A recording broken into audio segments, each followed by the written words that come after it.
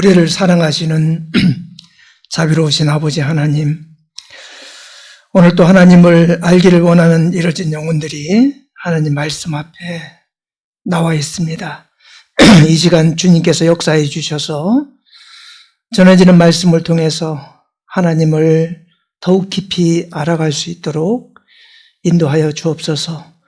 오늘 이스라엘 민족의 역사를 통해서 하나님이 배후에 계심을 깊이 깨달아 아는 귀한 시간이 될 수 있도록 인도하여 주옵소서. 듣는 모든 각인의 마음의 문을 열어주시고 좋은 마음으로 하나님 말씀을 받을 수 있도록 인도하여 주옵소서.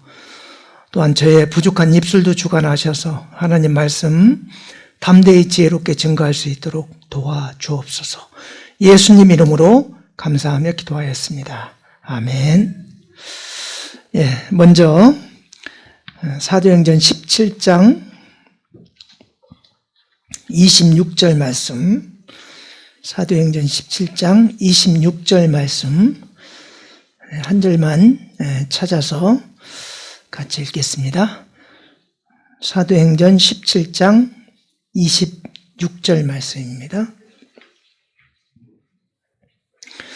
인류의 모든 족속을 한 혈통으로 만드사 온 땅에 거하게 하시고 저희의 연대를 정하시며 거주의 경계를 하나셨으니.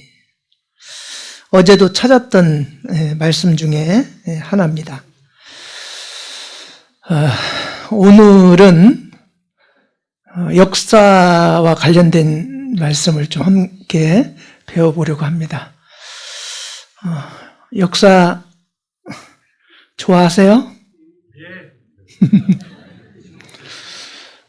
역사는 좋아하는 사람은 되게 좋아하는데 싫어하는 사람은 되게 싫어하는 그런 과목입니다. 근데 역사를 잘 배우다 보면요, 정말 많은 것들을 얻을 수가 있습니다. 성경은 어떻게 보면 인류의 역사를 기록한 책이다라고 이야기해도 과언이 아닙니다. 제가 첫날 성경은 하나님이 보시는 인류의 역사다라고 말씀을 드렸는데, 창세기 1장부터 11장까지 말씀 안에 전 세계 역사의 씨앗이 들어있습니다.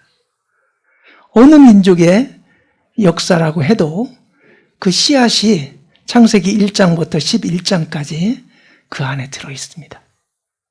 그리고 창세기 12장부터는 구약성경 대부분이 하나님이 특별히 택한, 여호와를 증거하기 위해서 택한 이스라엘 민족의 역사로 대부분 구성되어 있습니다.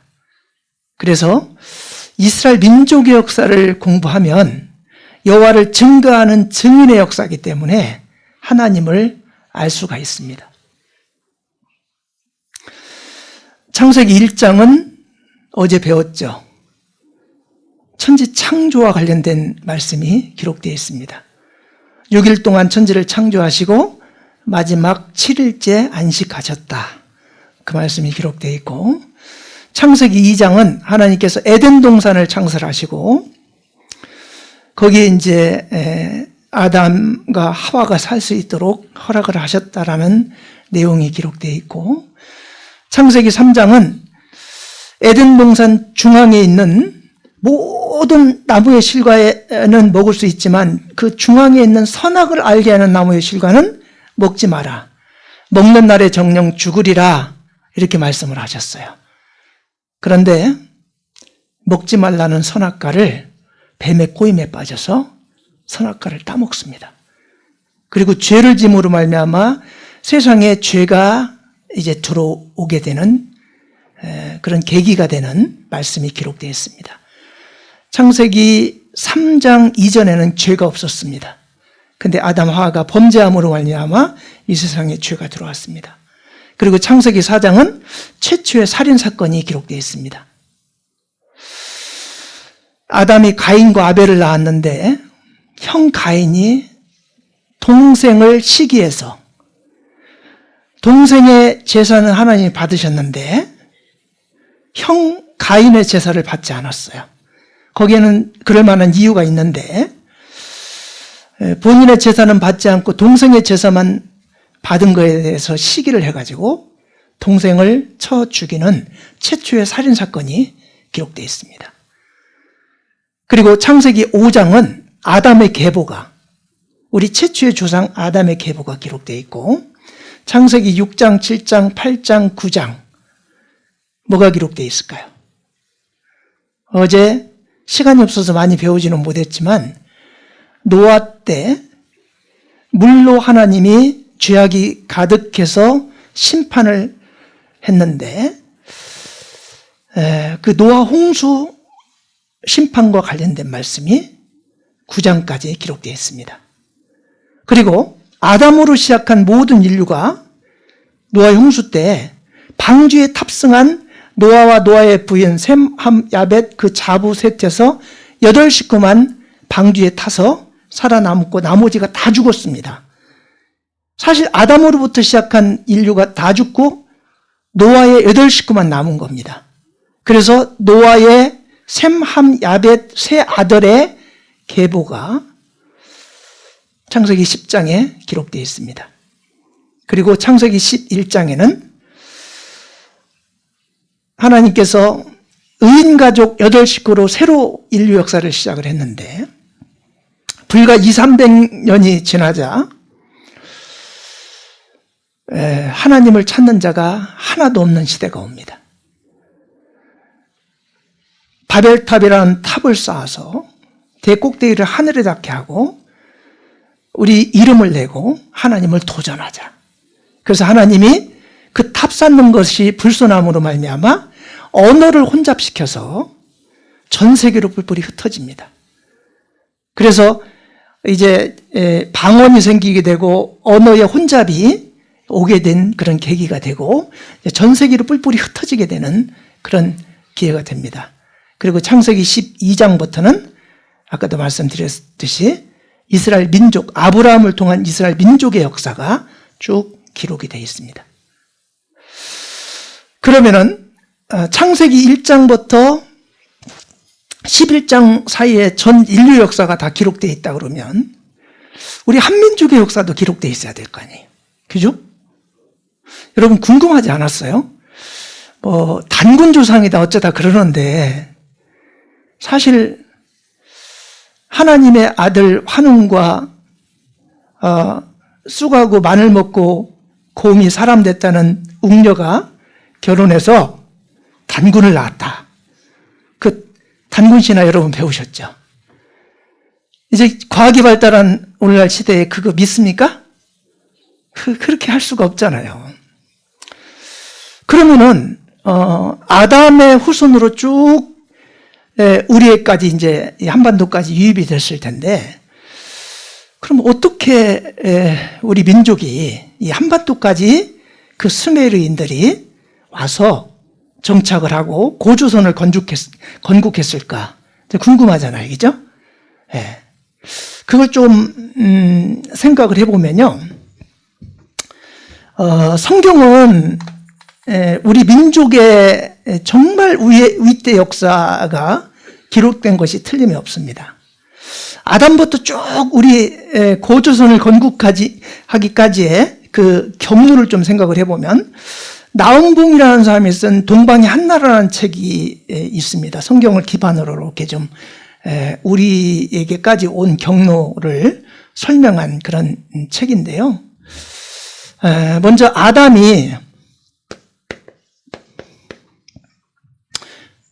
가인과 아벨을 낳습니다.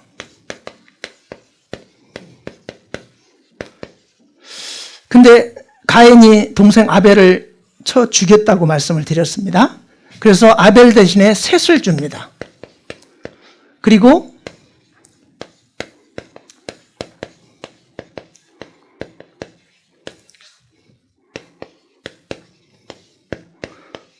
이름 길죠? 아담의 10대 손이 노아입니다.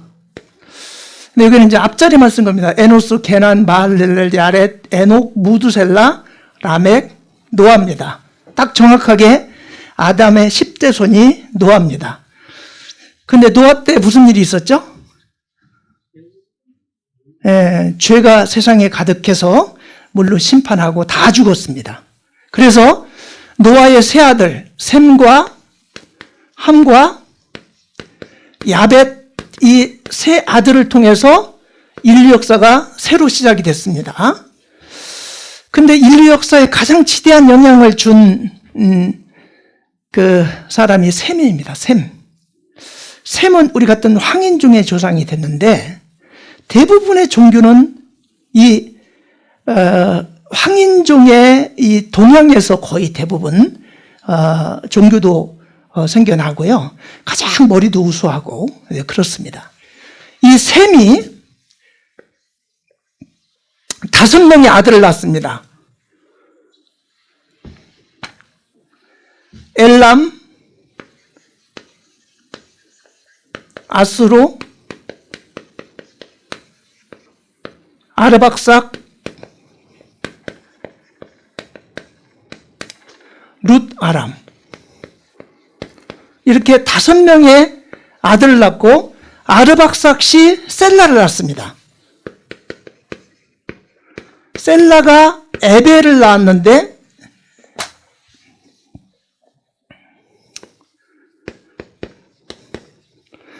에벨이 2 아들을 낳았는데 그게 벨렉과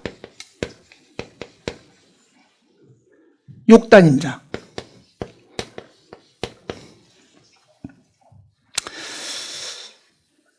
이 벨렉은 주로 중동 지방에서 이동하지 않고 있다가 이 벨렉의 후손에서 루스룩, 나홀, 데라, 아브라함, 이 이스라엘 민족의 조상이라고 하는 아브라함이 여기서 이 벨렉의 후손을 통해서 태어납니다. 루스룩, 나홀, 데라. 그래서 데라의 아들이 아브라함인데, 아브라함은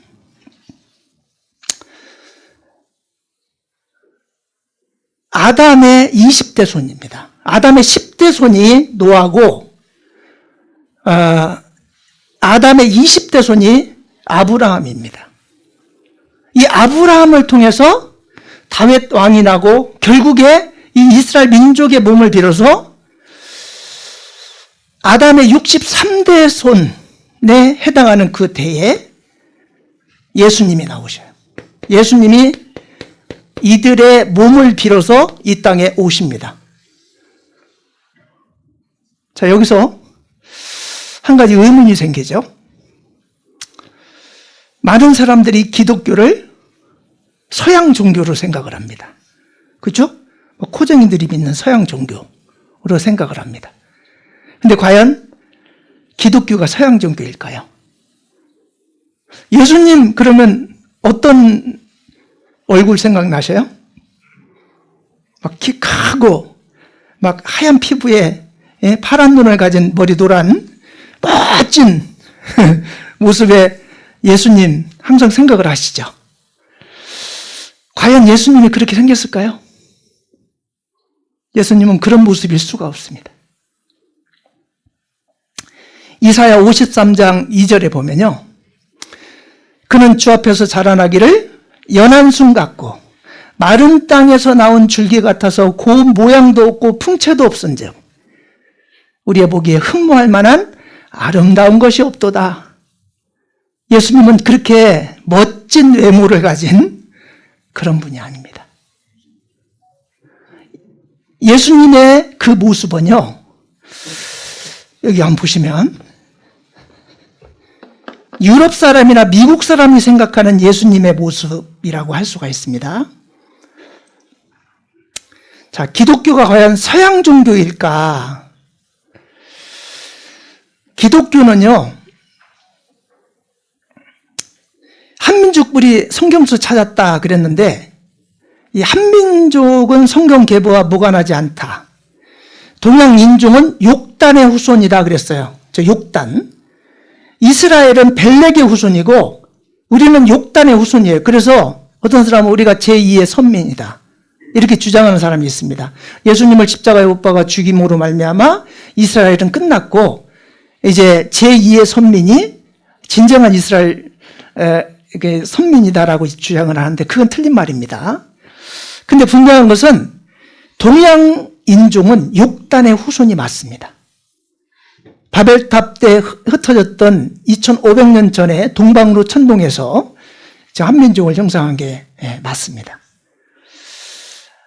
이 고조선이 건국되기 전에 지금부터 4500년 전에 바벨탑을 쌓음으로 말미암아 언어를 혼잡시켜서 전 세계에 뿔뿔이 흩었고 이게 한 5, 60년에 걸쳐서 한반도까지 유입이 돼서 백두산에서 고조선을 건국을 한 겁니다.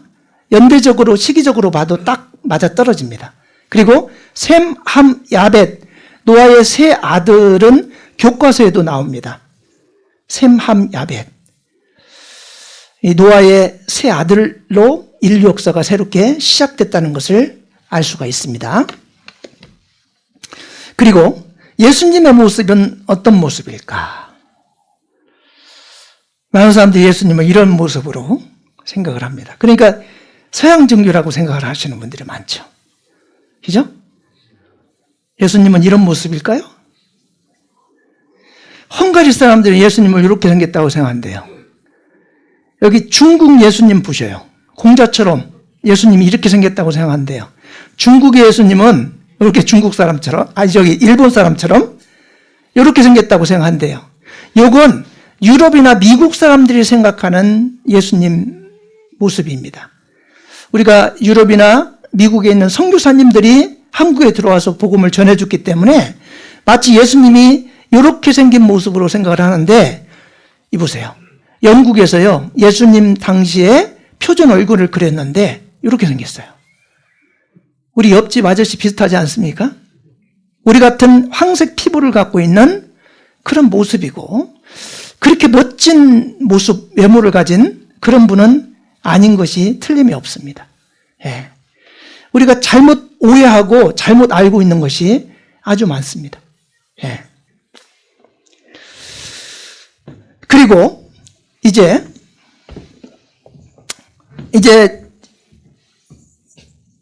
예수님이 아브라함을 통해서 이 땅에 오셨고, 욕단은 이제 동방으로 이주를 합니다. 13명의 아들을 낳고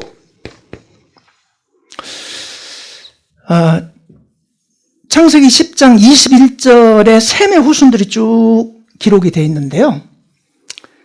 창세기 10장 21절 이하의 셈의 후손은 에벨까지는 똑같은데 에벨 이후에 벨렉과 욕단 중에 욕단의 후손을 쭉 기록했어요.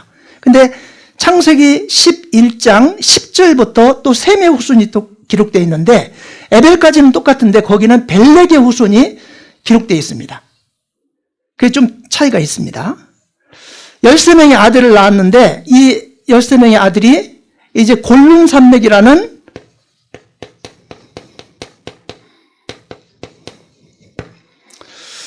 여기서 부대끼게 됩니다. 그러면서 두 패로 갈라집니다. 창세기 10장 30절에 보면 동편 산으로 이제 기록이 되어 있는데요. 여기서부터 이제 북쪽으로 한 패가 이동하고 남쪽으로 한 패가 이동을 하는데, 북쪽으로 이동한 한 패가 이제 몽골을 거쳐서 알래스카, 그리고 캐나다, 미국을 걸쳐서 남미까지 진출하게 됩니다. 그래서 원래 아메리카 원주민들 보면은 우리 같은 셈족 계열의 피부색을 갖고 있다는 걸 알 수가 있고, 그리고 이제 남쪽으로 이동한 사람들이 파키스탄, 그 다음에 인도차이나 반도를 거쳐서 중국의 북경,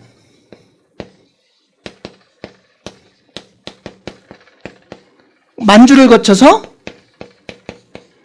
한반도까지 유입을 합니다. 그래서 고주선을 건국합니다.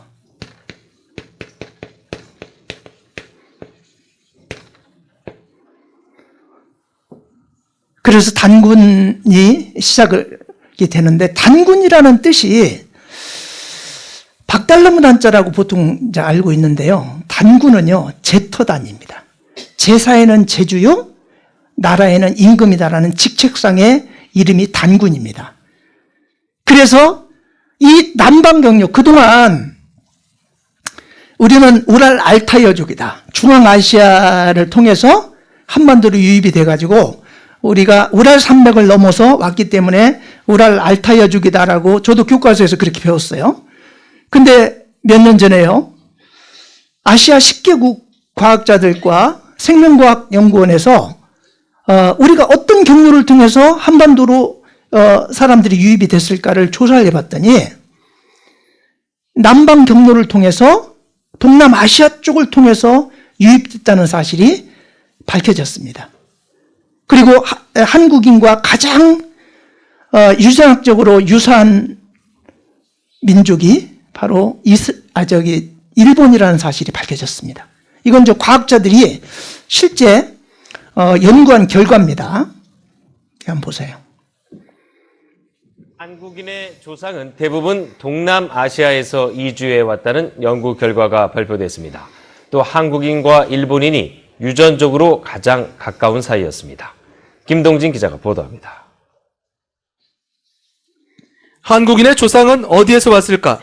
한국과 중국, 일본 등 동북아시아에는 중앙아시아를 거치는 북방 경로와 동남아시아를 거치는 남방 경로 양쪽을 통해 모였다는 것이 지금까지의 주류 학설이었습니다. 그러나 한국생명과학연구원과 아시아 10개국 과학자의 공동 연구로 이 가설은 힘을 잃게 됐습니다. 아시아 73개 인종의 유전체 DNA를 비교한 결과 동북아시아인은 대부분 동남아시아를 거쳐왔다는 결과가 나온 것입니다. 동남아시아 해안선을 따라 이동한 인류의 한 무리는 오스트레일리아 인근까지, 또 한 무리는 중국과 한국을 거쳐 일본까지 유입됐다는 가설이 성립됩니다.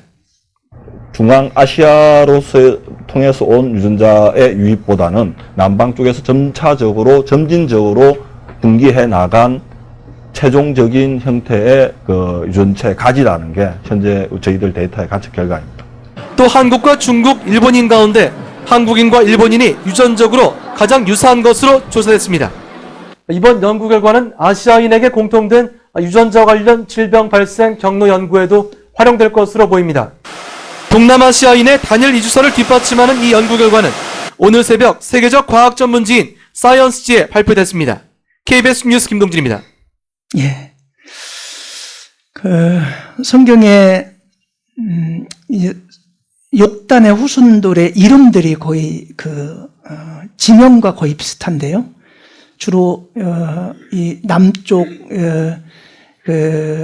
아라비아 반도 남쪽에 그쪽으로 주로 후손들이 유입됐다는 것이 지명적으로도 증명이 됐고, 그 사람들이 결국에 남방 경로를 통해서 한반도로 유입됐다는 가설이 성경적이라고 생각을 합니다. 우리 민족의 진정한 뿌리는 사실은 수메르인들 가운데 있고 아담으로부터 시작해서 쭉 왔다는 것이 이거 과학적으로 확실한 사실이라고 할 수가 있습니다. 성경은 그냥 없는 말을 꾸며서 만든 것이 아닙니다. 역사적으로 사실을 기록한 것이라고 할 수가 있습니다. 그리고 이제 하나님께서 하나님을 나타내기 위해서 이제 창세기 12장부터는 이스라엘 민족의 역사를 이제 기록을 해놨습니다. 이스라엘 민족의 역사는 다른 역사하고 좀 다른 것이 많습니다. 아놀드 토인비 교수가요, 이런 말을 했어요. 이스라엘 역사를 연구하면 할수록 신의 섭리를 인정하지 않을 수가 없다. 이스라엘 민족의 역사는요, 하나님을 증거하는 역사입니다. 프로시아의 프레드릭 데제라는 그 황제가요, 황실 목사에게 이렇게 물어봤어요. 나는 신을 믿고 싶지만 신이 살아있다는 증거가 없어서 못 믿겠다. 그러자 그 황실 목사는 이렇게 대답했다고 합니다. 폐하시여, 제가 폐하에게 하늘과 땅을 창조한 신이 살아있다는 단순하고도 명백한 증거를 드리겠습니다. 이스라엘의 역사를 보면 하나님이 살아계시다는 구체적인 증거를 볼 수가 있습니다. 이스라엘 민족의 역사를 공부해 보면 여호와 증인의 역사이기 때문에 하나님이 살아계시다는 구체적인 증거를 볼 수가 있다. 이게 틀림없는 말입니다. 이스라엘 민족의 역사는 하나님을 증거하고 있습니다. 여기 보시면 아담으로부터 아브라함까지 이 시대를 대략적으로 한 2000년 정도를 잡습니다. 이때를 양심시대, 방치시대, 시대적으로 구분해 보면 그렇게 나눌 수가 있는데요. 양심에 따라 살 수 있도록 방치해 놓은 시대예요. 아브라함부터 예수님 오실 때까지 이 시대를 약 2000년으로 잡아요. 아브라함은 지금부터 4091년경의 사람입니다. 이 아브라함 이후에 율법을 주시고 선택한 민족을 통해 역사하는 시대를 맞습니다. 양심에 따라서 살 수 있도록 방치해 놓으니까 죄만 짓는 거예요. 1000년이 지나자 죄악이 가득 차서 물로 심판했습니다. 그런데 의인가족 8식구로 다시 시작을 했는데 불과 200~300년이 지나자 바벨탑을 쌓았는데 하나님을 찾는 자가 한 사람도 없는 시대가 또 옵니다. 바벨탑을 쌓을 때 창세기 11장에 하나님이라는 말이 한 말씀도 나오지 않습니다. 우리가 우리 이름을 내고 하나님을 찾는 자가 하나도 없습니다. 오히려 탑을 쌓아서 하나님을 도전하자. 그래서 언어를 혼잡시켜서 전 세계를 뿔뿔이 흩은 다음에 사람들은 양심에 따라 살 수 있도록 방치해 놓으니까 죄만 짓는구나. 그래서 아브라함이라는 사람을 특별히 선택을 해서 선택한 민족을 통해서 하나님의 율법, 이 말씀을 기록하게 하고 이 말씀에 따라 살 수 있도록 하는 시대가 바로 아브라함부터 예수님까지 시대입니다. 그런데 택한 민족 이스라엘 백성들이 메시아로 보낸 예수님을 알아보지 못하고 십자가에 못 박아 죽입니다. 그래서 열매 맺지 못하는 이스라엘 백성에게서 이방인에게로 복음이 넘어가고 예수님부터 지금 은혜 시대 거의 끝에 와 있는데 이 시대를 은혜 시대, 교회 시대 보통 이렇게 말합니다. 하나님의 은혜를 깨닫고 구원받으면 영원한 천국에 갈 수 있는 시대. 근데 이 은혜 시대가 거의 끝나가고 있는데요. 이게 끝나면 주님이 공중재림과 함께 거듭난 사람이 들림받고 이제 이 세상은 마귀에게 내줍니다. 7년 동안 엄청난 환란의 시기가 오고 유대인 14만 4천이 구원을 받는, 그리고 마지막 7년 환란 끝에 이제 이 세상은 완전히 핵으로 종말을 맞이하고 새로 이 지구를 재창조해가지고 천년왕국을 이루고 천년왕국 끝에 영원한 천국과 영원한 지옥으로 무저갱에 가둬놨던 마귀를 풀어서 거듭나지 못한 사람을 영원한 지옥으로, 구원받은 사람은 영원한 천국으로 보내는, 이게 이제 하나님 모시는 인류의 역사라고 할 수가 있습니다. 이 양심 시대에 노아 때 물로 심판을 했습니다. 의인가족으로 시작했는데 바벨탑을 쌓으면서 하나님을 찾는 자가 하나도 없는 시대가 또 옵니다. 그래서 세상에 언어를 혼잡시켜서 흩었고 결국에 아브라함을 불러내서 한 민족을 형성합니다. 창세기 12장 1절부터 보시면 여호와께서 아브라함에게 이르시되 너는 너의 본토 친척 아비집을 떠나 내가 내게 지시할 땅으로 가라. 내가 너로 큰 민족을 이루고 내게 복을 주어 내 이름을 창대케 하리니 너는 복의 근원이 될지라. 너를 축복하는 자에게는 내가 복을 내리고 너를 저주하는 자에게는 내가 저주하리니 땅의 모든 족속이 너를 인하여 복을 얻을 것이니라 하신지라. 본토 친척 아비집 갈대아 우르입니다. 이 아브라함의 아버지 데라는 우상을 만들어서 그걸 팔아서 먹고 사는 그런 집안의 아들이었습니다. 이 사람을 특별히 믿음을 보고 불러내서 특별히 선택한 민족의 최초의 조상으로 이 아브라함을 불러냅니다. 지시할 땅, 이 가나안 땅입니다. 가나안 땅으로 가라. 큰 민족을 이루고 너는 복의 근원이 될지라 그랬는데 이게 아브라함을 통해 형성한 민족을 통해서 예수님이 오셔서 인류를 구원할 것. 그래서 모든 족속이 너를 인하여 복을 얻을 것이니라 이렇게 말씀하셨죠. 세상 모든 사람들이 아브라함의 후손의 몸을 빌어서 오신 메시아 예수님을 통해서 구원을 받고 천국 갈 것을 미리 말씀해 놓은 겁니다. 그래서 여기 보면 갈라디아서 3장 7절 이하에 보면 그런즉 믿음으로 말미암은 자들은 아브라함의 아들인 줄 알지어다. 자, 피로 아브라함의 후손으로 태어나지 않아도 믿음으로 말미암은 자들은 아브라함의 아들인 줄 알지어다 이렇게 써요. 또 하나님이 이방을 믿음으로 말미암아 의로 정하실 것을 성경에 미리 알고 먼저 아브라함에게 복음을 전하되 모든 이방이 너를 인하여 복을 받으리라 하였으니 그러므로 믿음으로 말미암은 자는 믿음이 있는 아브라함과 함께 복을 받느니라 이렇게 말씀하셨어요. 그러니까 믿음으로 메시아를 받아들이고 예수님을 받아들이고 구원을 받는 자들은 선택한 민족은 아니지만 아브라함의 후손으로 인정받고 복을 받는다 그 말이죠.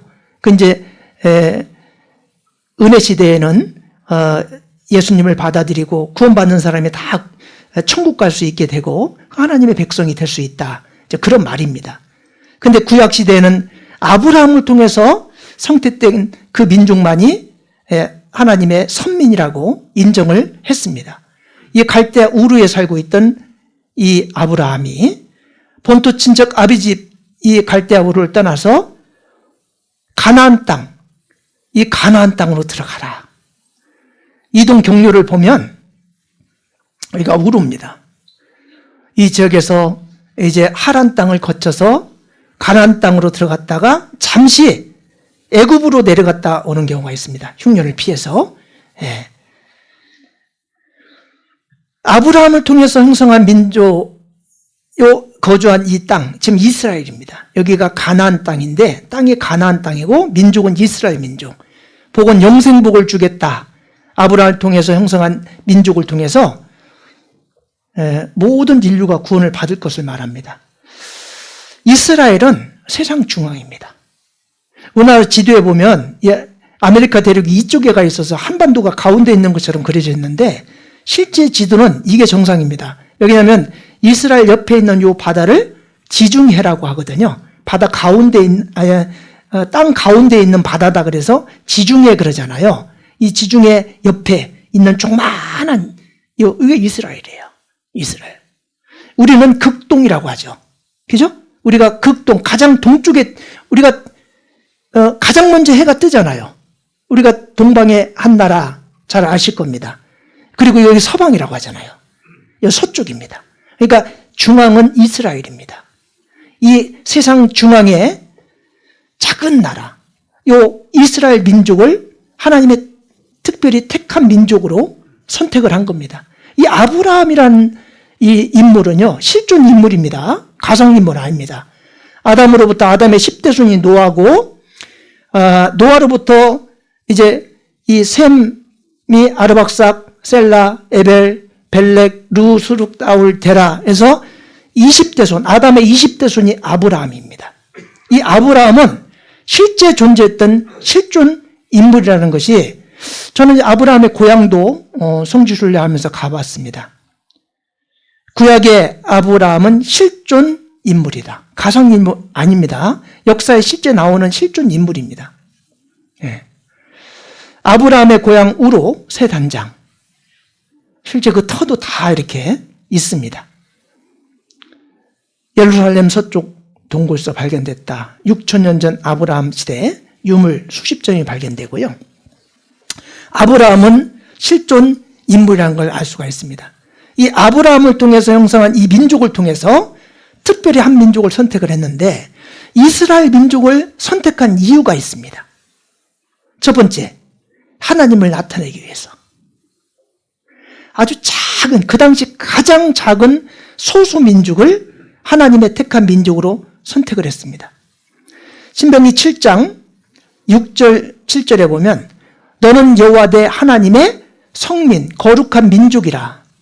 내 하나님 여호와께서 지상 만민 중에서 너를 자기 기업의 백성으로 택하셨나니 여호와께서 너희를 기뻐하시고 너희를 택하심은 너희가 다른 민족보다 수요가 많은 영구가 아니라 너희는 모든 민족 중에 가장 적으니라. 가장 적은 소수의 민족을 특별히 하나님의 거룩한 민족으로 선택을 한 겁니다. 그 당시에 가장 적은 민족. 이왕이면 큰 민족을 선민으로 선택을 하지 왜 작은 소수 민족을 하나님의 백성으로 선택을 했을까요? 그 이유가 뭘까요? 이거 봐봐요. 여기 둘이 싸우면 누가 이겨요? 이거 해보면 알아죠. 예? 이렇게 되겠죠, 이렇게. 근데 봐요. 이렇게 된다면 어떨까요? 이거는 정상이 아니죠. 예? 이렇게 됐을 경우에 사람들은 뭐라고 생각하겠습니까? 이 조그마한 아이에게 뭔가 뭐 초능력이 있든지 뭐 신통력이 있든지 뭐가 배후에 있든지 그러지 않겠냐 생각하지 않겠어요? 이 스무 선수가 이 조그마한 아이를 이기는 건 당연한 거예요. 그런데 이 조그마한 아이가 스무 선수를 이기는 건 정상이 아니에요. 뭔가 이 아이에게 뭔가 있는 거잖아요. 그래서 이 어린아이 같은 조그마한 이 민족을 특별히 선택을 해가지고 하나님이 선택한 민족으로 역사를 하신 겁니다. 여기 보시면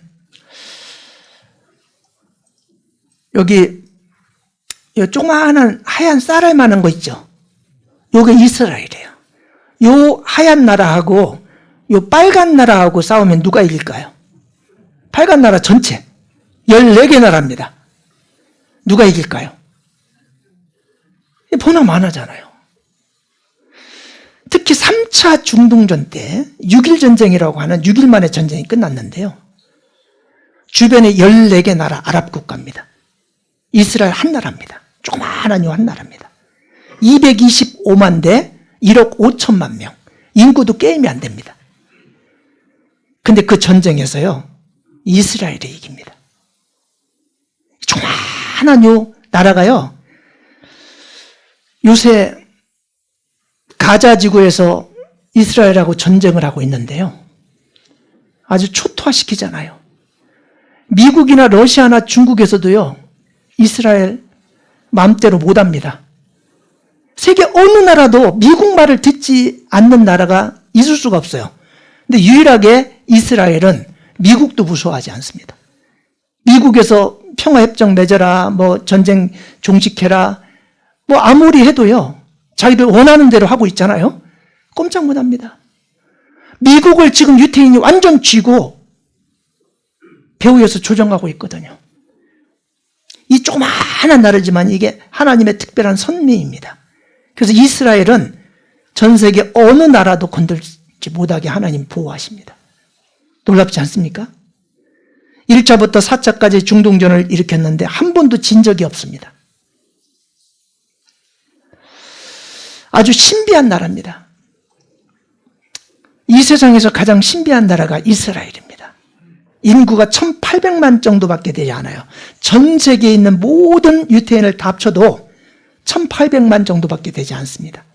실제 이스라엘 땅에는요, 한 600만 정도 살까요?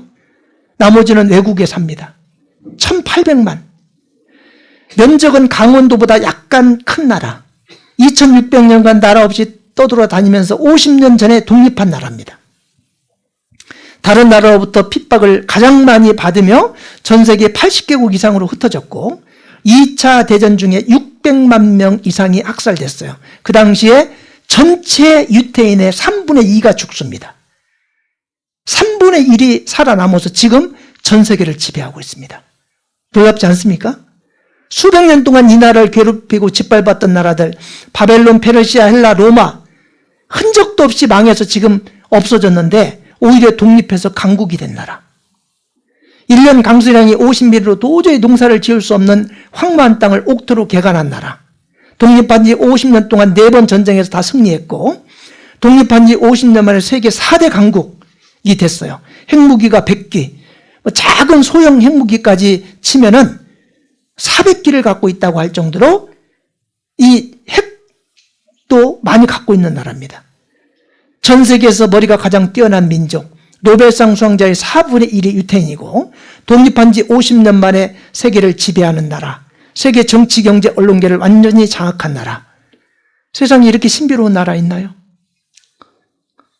1900년 동안 예수님을 십자가에 못 박아 죽이고 전 세계 뿔뿔이 흩어져서 이제 디아스포라 이산의 운명으로 전 세계를 흩어져서 살았습니다. 예. 소위 반유대주의라는 전 세계의 격렬하고도 거센 핍박을 견디면서도 2차 세계대전 중에 유태인 600만 명이 죽었다고 말씀드렸잖아요. 근데 그 전 세계에 흩어져서 살아가면서도 자기 고유의 문화와 전통과 철학과 종교와 언어를 그대로 보존했다가 무려 1900년 만인 1948년 5월 14일 날 극적으로 팔레스타인에서 민족국가를 부활하는 데 성공한 드라마 같은 역사를 갖고 있는 민족입니다. 1900년이라는 긴 세월 동안 전 세계에 흩어져 살면서도 자기 고유의 문화와 전통과 철학과 종교와 언어를 그대로 보존했다. 이게 과연 가능할까요? 우리나라 사람들 있잖아요. 뭐 미국이나 일본이나 가서 교포로 삽니다. 1세는 한국말 잘합니다. 근데 교포 2세 정도만 돼도요, 한국말 잘 못합니다. 롯데그룹, 그 아들, 큰아들, 보셔요. 완전 일본말 외에는 한국말 못하잖아요. 2세만 돼도 그렇습니다. 한 3, 40년 이상 지나면요, 2세도 말 못합니다. 3세는 완전히 한국 사람 아닙니다. 현지인하고 똑같습니다. 그런데 1900년이라는 긴 세월 동안 이들은요, 그들은 유대교를 믿는데 안식일을 지킵니다. 안식일은 언제냐면 금요일 해질 때부터 토요일 해질 때까지입니다. 그때는 아무것도 하지 말고 쉬어야 됩니다. 안식일에 일하지 말라 그랬거든요. 근데 전 세계에 흩어져서 사는 나라는 다 주일날, 일요일날 쉽니다.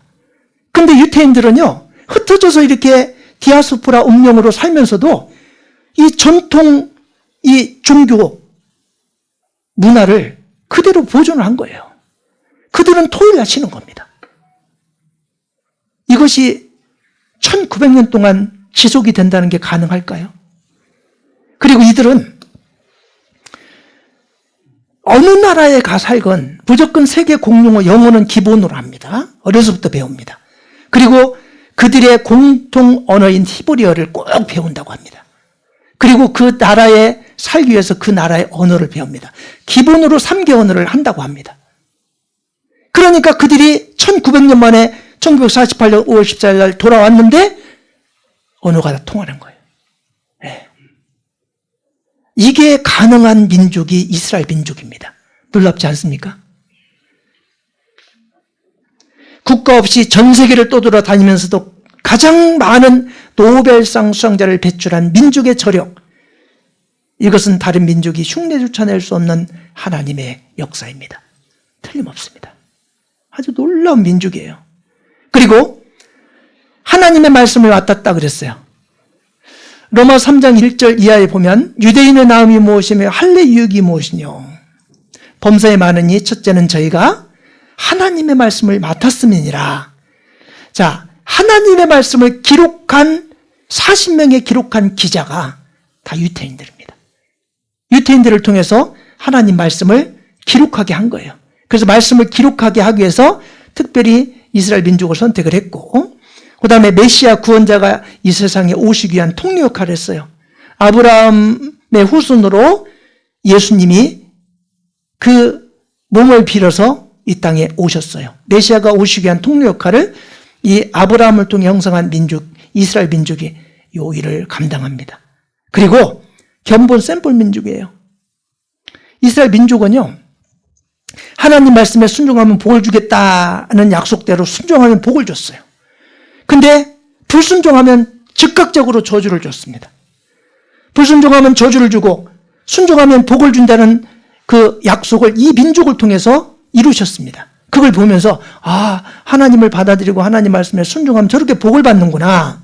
근데 하나님 말씀을 배척하고 메시아를 배척하면 저렇게 저주를 받는구나 하는 것을 이 샘플을 통해서 보는 겁니다. 여러분 화장품 샘플 써보셨어요? 예. 화장품 가게 가면 막 샘플 주잖아요. 한 주먹씩. 예. 샘플 써보면 좋던가요? 나쁘던가요? 본 제품보다 샘플이 좋을까요? 나쁠까요? 좋아요? 똑같아요. 좋으면 안 돼요. 왜냐하면 써보고 공짜로 줬는데 그게 예를 들어서 본 제품보다 더 좋으면 본 제품 안 살 거 아니에요. 그잖아요? 똑같은 거를 양을 적게 해가지고 한번 써보고 피부에 맞으면 사라 그래가지고 주는 거예요. 그것처럼 전 세계 민족의 샘플이 이스라엘 민족인 거예요. 그 이스라엘 민족을 통해서 하나님의 모습을 보게 되는 겁니다. 그래서 샘플 민족이라 그랬고 하나님의 시간대다. 이스라엘은 God is timepiece다. 하나님을 보는 시계다 그랬어요. 왜? 이스라엘 민족의 역사는요, 좀 특이해요. 이스라엘 민족의 역사는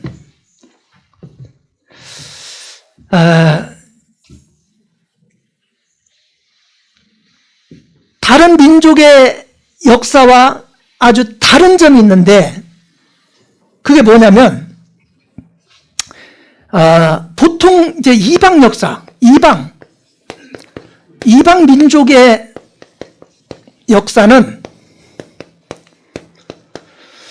지나간 과거의 기록밖에 없어요. 과거 기록밖에 없습니다. 자, 역사라는 게 이 진할력이죠. 진할력 사기사입니다. 역사는 지나간 것을 역사가들이 기록한 게 역사예요. 미래 역사가 있나요? 우리나라 미래 역사 없잖아요. 2040년, 2050년 역사 없잖아요. 근데 이스라엘은 달라요. 뭐 영어로 히스토리 그러면 역사란 얘기인데 이것은 지나다라는 뜻이 있는 거 아세요? That is all history 그러면 그것은 다 지난 것이다. 이미 다 지나간 것이다. 그런 의미가 있는 거예요. 그래서 히스토리라는 역사라는 이 영어의 뜻도요, 지나다 이런 의미가 있는데 역사는 이미 지난 것을 역사가들이 기록한 걸 역사라고 해요. 그런데 이스라엘은 달라요. 이스라엘 민족의 역사는 과거뿐만 아니라 미래까지 시작부터 끝까지 역사가 아브라함을 통해서 민족의 역사가 시작돼서 어떤 역사가 있을 것인지를 미리 다 기록해놨어요. 그럼 이스라엘 민족의 역사를 딱 보면 지금 시대가 어디까지 왔는지를 알 수 있잖아요. 그래서 이스라엘 민족의 역사를 God is timepiece다. 이 시대를 보는 어떤 지금 시대가 어디까지 왔는지, 왜 미리 이스라엘 역사가 기록되어 있기 때문에 그렇습니다. 이스라엘 민족의 역사는 하나님이 미리 기록해놓고 기록한 대로 이루었어요. 제가 처음에 이거 보고요, 너무나 진짜 놀랐습니다. 한 사람의 운명을 예언하는 것도 아니고 한 민족의 역사를 미리 다 성경에 기록을 해놓고 그 기록한 대로 완벽하게 역사를 이루었거든요. 이스라엘 민족의 역사를 한번 제가 쭉 미리 말씀을 드린 다음에 그 역사를 한번 공부해 보도록 그렇게 하겠습니다. 이 아브라함이요, 이 칠판이 작아갖고 아브라함이 이삭을 낳고 이삭이 야곱을 낳습니다. 야곱이 12명의 아들을 낳아요. 12아들. 루벤이 큰아들이고 루벤, 시므온, 레위, 유다, 단, 납달리, 갓, 아셀, 이사갈, 스불론, 요셉, 베냐민 해서 12명의 한다스의 아들을 낳습니다.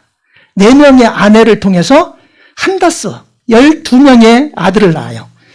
그 중에 이제 루벤, 시므온, 레위, 유다 네 번째 아들이 유다인데 이 유다가 대표 지파예요. 유태인이라는 말이요. 유다, 유다인, 유대인, 유태인. 유태인이라는 말이 이 유다 지파에서 난 거예요. 대표 지파입니다. 그리고 11번째 아들이 요셉인데 요셉은 12아들 중에서도 아주 특출난 아주 지혜가 뛰어나고 하나님 말씀에 철저히 순종하는 그런 아들이었습니다. 그걸 미리 알아보고 야곱이 편애했습니다. 그래서 10명의 이복 형제들의 미움을 사서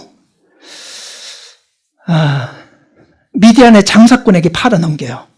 애굽으로 팔려갑니다. 이제 요 이야기를 하려면 이제 꿈 얘기를 해야 되는데 꿈 얘기가 이제 정말 복잡하고 길어요.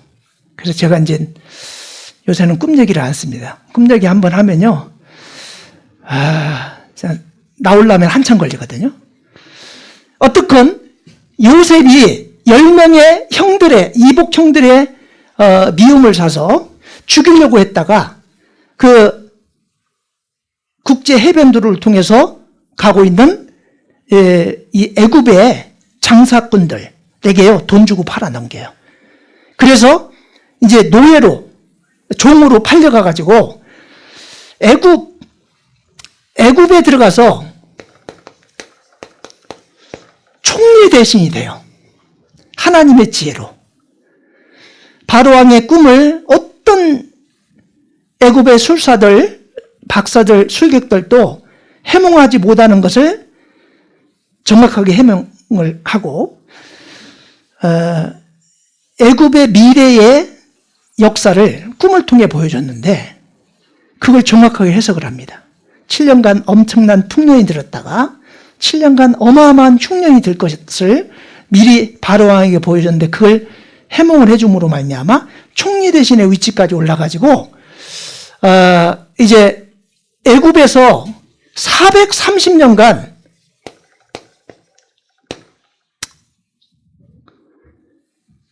나중에 풍년이 들 때 곡식 창고를 만들어서 다 지역마다 쌓아놨다가 흉년이 들 때 그 곡식 창고를 개방해가지고 애굽의 모든 땅을 왕에게 이제 백성들에게 다 뺏어서 왕에게 바칩니다.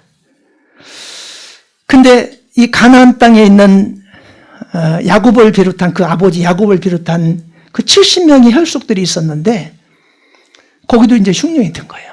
그래가지고 애굽에 가면 뭐 먹을 것들이 많이 있다고 하는데 돈 주고 사와라 그래서 와서 갔다가 자기들이 팔아넘긴 요셉이 총리 대신이 돼서 바로왕 다음 가는 높은 권세를 갖고 있는 것을 이제 알게 되고 결국에 요셉이 형들을 용서합니다. 그리고 아버지 모시고 70명의 혈족들을 다 데리고 내가 총리니까 여기 오면은 배 골치 않고 행복하게 살게 해줄 테니까 다 오라고. 그래가지고 하나님이 주신 가나안 땅을 버리고 애굽으로 넘어가요. 그래 이제 출애굽의 시작입니다.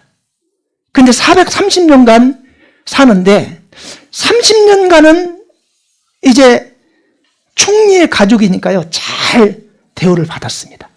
근데 가만히 보니까 이 사람들이 뭐 위생관념도 뛰어나고 자식도 잘 낳고 막 사람들이 막 불어나는 거예요. 그러니까 이제 야 가만 놔뒀다가는 이거 나라를 전복시키겠다. 그래서 이제 종으로 부려먹기 시작하는데 400년 동안 종살이 합니다. 비돔과 람세성을 쌓고요. 여러분 잘 아는 피라미드 스핑크스 이집트 가면 거기 있잖아요. 그런 것들을 이 히브리 민족 이 민족을 통해서요 그 쌓게 합니다. 얼마나 고역이 심하고 힘들었겠어요. 그래서 하나님께 기도합니다. 하나님이 허락하신 가나안 땅을 버리고 지금 애굽 와서 우리가 종살이 하고 있는데 우리를 좀 제발 좀 구원해 주십시오. 그 기도를 하나님이 들어주시고 애굽에서 탈출합니다. 이걸 출애굽이라고 합니다. BC 1400년에 애굽을 탈출해서 홍해바다를 가르고, 실제 홍해바다를 가르는 이적이요, 역사적으로 있었던 사실입니다. 그리고 이제 광야 40년 생활을 통해서 이들을 훈련시키고 결국에 가나안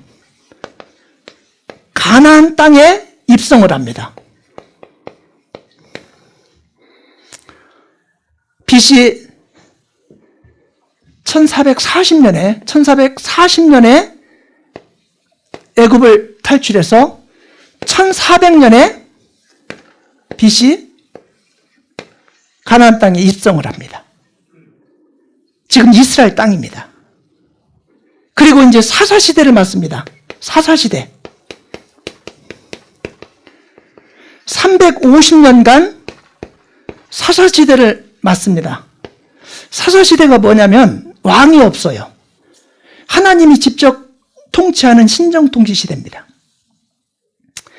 근데 이제 주변에 모든 나라들이 눈에 보이는 왕이 있는데 이스라엘만 왕이 없으니까 불안한 거예요.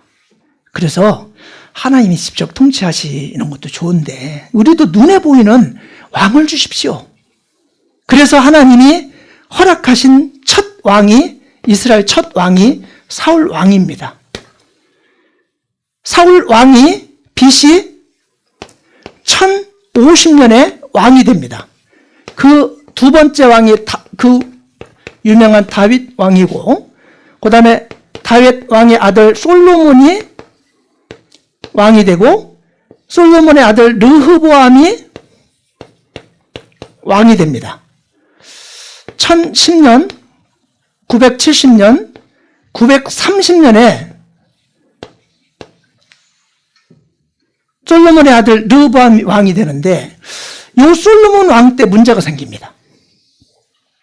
무슨 문제가 생기냐면, 하나님이 특별히 선택한 민족 이스라엘 백성들이 다른 이방 민족하고 피를 섞지 마라, 통혼하지 마라, 혈통을 지키기 위해서 다른 이방 여인들을 받아들이고 피를 섞지 마라 그랬어요. 그런데 솔로몬이요, 자그마치 처첩을 1000명이나 받아들여요. 1000명이나. 그래가지고 아주 우상의 나라로 만들어버립니다. 그래서 그 아들 르브암 왕이 바로 되자마자 2년 후에 928년에 나라를 두동강이 내버립니다. 북이스라엘 12지파 중에 10개 지파를 가지고 북이스라엘을 솔로몬의 신복이었던 여로보암이라는 장군이 쿠데타를 일으켜가지고 나라를 두동강이 내버려요. 유다와 베냐민 두 지파만 가지고 남유다를 만듭니다. 근데 북이스라엘에 19명의 왕들이 지나갔는데 다 하나같이 악한 왕이에요. 우상을 숭배하고 하나님의 이 백성인 이스라엘 왕이요, 다 하나같이 악한 왕이었어요. 그래서 아수르를 들어서 아수르 왕 사르곤을 들어가지고 722년에 BC 722년에 이 나라를 완전히 멸망시켜버립니다. 그리고 남쪽 유다는 20명의 왕 중에 한 8명 정도가 선한 왕이었습니다. 근데 그래도 남쪽 왕도 우상을 숭배하고 그러므로 말미암아 이제 바벨론에 침입을 받습니다. 네. 722년에 북이스라엘이 망했고 606년에 1차 침입을 받은 이후에 586년에 최종적으로 나라가 망합니다. 바벨론의 느부갓네살 왕에 의해서 이 나라가 여기도 망하게 됩니다. 그리고 바벨론, 페르시아, 헬라, 로마의 지배를 받습니다. 586년에 바벨론에 의해서 망하고 536년부터 페르시아, 336년부터는 헬라, BC 200년부터는 로마의 주변에 있는 대형 제국에 의해서 계속 600년 가까이를 식민 통치를 받습니다. 그러다가 예수님이 오시게 되고, 그런데 여기서 또 문제가 생깁니다. 이 솔로몬 왕 때 이방 여인과 통혼하지 말라 말씀하셨는데 통혼하고 우상을 숭배해가지고, 이 우상을 숭배해가지고 어떻게 했어요? 나라가 두 동강이 났잖아요.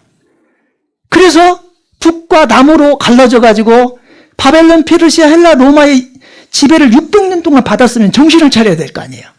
그런데 예수님이 메시아로 이 땅에 오셨는데 예수님을 알아보지 못하고 어떻게 하냐? 십자가에 못 박아 예수님을 죽여버립니다. 그래서 이제 하나님께서 로마를 들어가지고 로마의 타이터스 장군, 타이터스 장군이 베스파시안의 아들인 타이터스가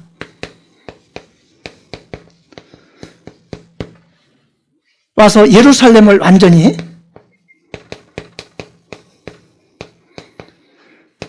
성을 멸망시키고 AD 70년에 이스라엘이 완전 로마에 의해서 그 성까지, 그 난공불락이었던 예루살렘 성은요, 벽이 3벽입니다. 그래서 하나가 무너지면 또 하나가 있고, 하나가 무너지면 또 하나가 있어서 어떤 군대도 이 예루살렘 성은 멸망시킬 수 없다라는 교만이 있었어요. 그런데 돌 하나도 돌 위에 남기지 않고 다 허물어 버리겠다는 이 예수님의 말씀처럼요, AD 70년에 완전히 이 예루살렘 성이 멸망을 하고 110만 명이 완전히 학살당하고 135년에 하드리안 황제, 135년 하드리안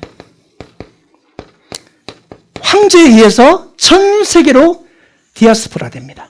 완전히 이산됩니다. 그래서 엄청난 환란을 당하게 됩니다. 약 1900년간 나라 없이 전 세계를 뿔뿔이 흩어다니면서 가는 곳마다 학살이 따릅니다. 135년 하드리안 황제에 의해서요,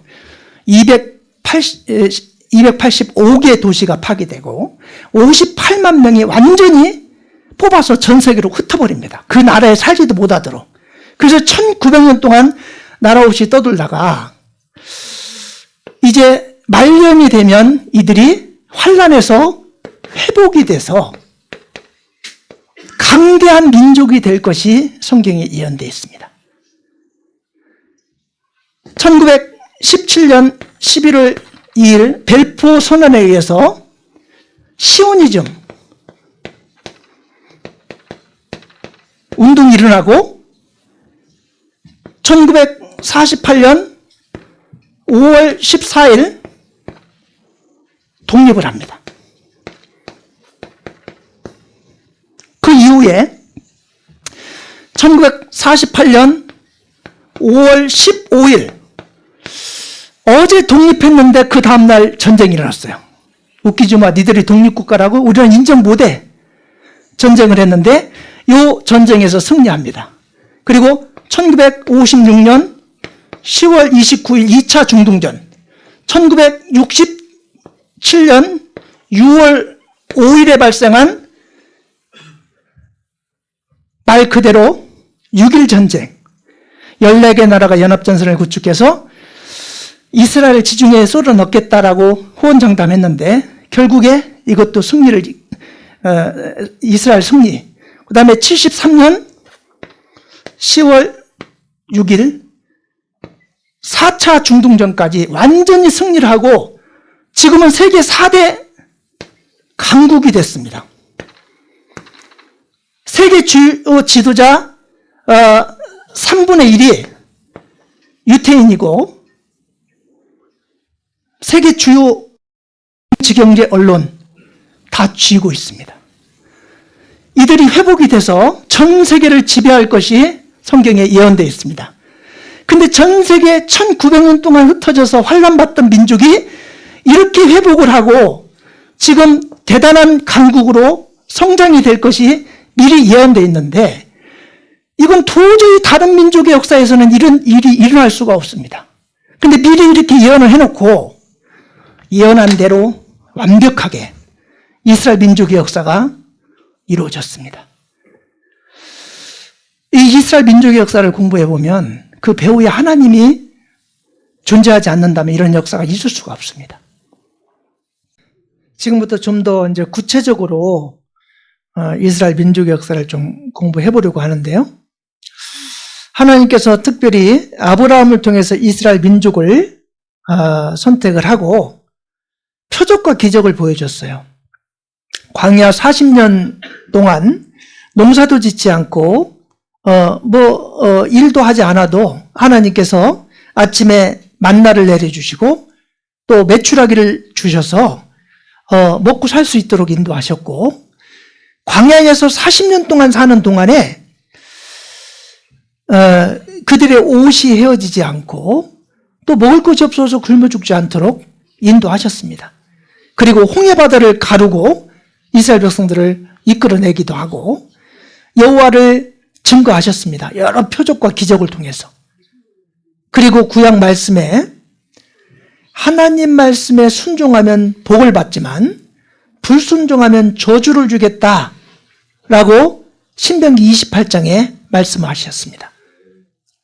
여기 2절부터 보면 내가 내 하나님 여호와의 말씀을 순종하면 모든 복이 내게 임하며 내게 미치리니 성읍에서도 복을 받고 들에서도 복을 받을 것이며 내 몸의 소산과 내 토지의 소산과 내 짐승의 새끼와 우양의 새끼가 복을 받을 것이며 내 광주리와 떡반죽 그릇이 복을 받을 것이며 내가 들어와도 복을 받고 나가도 복을 받으리라. 뭐 하면요? 순종하면 어떻게 하건 복을 받을 것이다. 그런데 반대로 15절 이하에 보니까 내가 만일 내 하나님 여호와의 말씀을 순종하지 아니하여 불순종하여 순종하지 아니하여 내가 오늘날 내게 명하는 그 모든 명령과 규례를 지켜 행하지 아니하면 이 모든 저주가 내게 임하고 내게 미칠 것이니 내가 성읍에서도 저주를 받으며 들에서도 저주를 받을 것이요 내 광주리와 떡반죽 그릇이 저주를 받을 것이요 내 몸의 소생과 내 토지의 소산과 내 우양이 새끼가 저주를 받을 것이며 내가 들어와도 저주받고 나가도 저주를 받으리라. 완전히 반대죠. 하나님 말씀에 부르면 저주를 주겠다 약속을 하셨어요. 그런데 이스라엘 백성들이 순종하지 않습니다. 열왕기상 11장에 보면 솔로몬이 여기 보면 11장 2절에 여호와께서 일찍이 이 여러 국민에게 대하여 이스라엘 자손에게 말씀하시기를 너희는 저희와 서로 통하지 말며 저희도 너희와 서로 통하지 말라. 저희가 정령코 너희의 마음을 돌이켜 저희의 신들을 좇게 하리라 하셨으나 솔로몬이 저희를 연애하였더라. 자, 일찍이 하나님이 이스라엘 자손들에게요 당부한 내용이 뭐냐면 너희는 저희와 이방인들과 서로 통하지 말며 서로 통혼하지 말라 그 말이에요. 저희도 너희와 서로 통하지 말라. 그 이유가 저희가 정령코 너희의 마음을 돌이켜 저희의 신들 우상을 쫓게 하리라. 우상을 숭배할까 봐 이스라엘 백성들은 이스라엘 유태인들끼리만 결혼해라. 그런데 이거 보셔요. 솔로몬이 바로의 딸 외에 이방의 많은 여인, 이방인들이죠. 많은 여인을 사랑하였으니 모압, 암몬, 에돔, 시돈, 헷 여인이라. 오늘날로 말하면요, 일본 사람, 중국 사람, 영국 사람, 독일 사람, 미국 사람, 이런 여자들하고 국제 결혼을 한 거예요. 통혼을 한 거예요. 왕이 후비가 700이요 빈장이 300이라. 처와첩이 700에 300이면 1000명이에요. 왕비들이 왕의 마음을 돌이켰더라. 처음에 솔로몬이 젊을 때는 그렇게 못하다가 대개 왕들이 보면 20살, 30살 어린 여자들을 왕비로 받아들이잖아요. 예. 그러다 보니까 이제 솔로몬이 나이 많아서 늙게 돼서 이제 눈도 어둡고 힘도 흐릴 때가 되자 왕비들은 아직 젊잖아요. 그리 왕비들이 그 마음을 돌이켜 다른 신들을 좇게 하였으므로 왕의 마음이 그 부친 다윗의 마음과 같지 아니하여 그 하나님 여호와 앞에 온전치 못하였으니 이는 시돈 사람의 여신 아수다를 좇고 암몬 사람의 가증한 밀곰을 쫓음이라. 아수다로 밀곰이 우상이거든요. 우상을 숭배한 거예요. 이 왕비들이 자기들이 이방에서 숭배했던 그 우상을 가지고 들어와서 산당을 만들고 하나님을 숭배해야 될 이스라엘에 우상을 숭배하는 나라가 돼버린 거예요. 그럴까봐 절대로 다른 이방 여인과 통혼하지 말라 이렇게 말했는데 어긴 거예요. 그래가지고 솔로몬 아들 때에 이 나라가 두 동강이 될 것이라고 예언하셨는데 실제 솔로몬 왕 르호보암 때 북과 남으로 나라가 두 동강이 나버립니다. 그리고 나서 600년 동안 식민 통치를 받으면서 자기들이 기다리는 메시아가 오면 자기들의 육신적인 문제를 해결해 줄 거라고 기다렸어요. 이들은 불순종했습니다. 그리고 구세주를 보내주시겠다는 약속대로 구세주 예수님이 오셨는데 이들은 예수님을 알아보지 못하고 배척했습니다. 요한복음 1장 11절에 보면 자기 땅에 오매 자기 백성이 영접지 아니하였으나 자기 땅에 메시아를 보내주시겠다는 약속대로 오셨는데 이들은 배척을 했습니다. 성경에 나타난 그리스도를 올바로 알지 못했어요. 초림하시는 메시아는 고난의 메시아로 오셔서 영혼을 구원할 것을 말씀을 하셨는데 이스라엘 백성들은 자기의 나라를 독립시켜줄 왕을 고대했고 민족적, 현실적, 육신적인 문제를 해결해줄 그런 메시아만, 육신적인 부분만 해결해줄 메시아를 기다렸던 거예요. 그건 재림하시는 메시아, 영광의 메시아가 이제 그 일을 할 거고 초림하시는 메시아 예수님은 십자가에 돌아가심으로 말미암아 인류를 구원할 것을 예언하셨거든요. 이들은 영혼 구원은 망각하고 육신적인 문제만 해결해 줄 영광의 메시아를 기다린 거예요. 그런 모습을 예수님이 보고 종교가들의 위선을 지적하고 책망했습니다. 그러자 반감을 샀습니다. 처음에는 예수님이 오셔가지고 물고기 2마리와 보리떡 5개로 5,000명을 먹이고 중풍 경자를 낫게 하고 눈으로 볼 수 없는 소경을 눈이 뜨게 하고 문둥병을 낫게 하고 온갖 이적을 일으키자 저분이 우리가 기다리는 메시아인가 보다.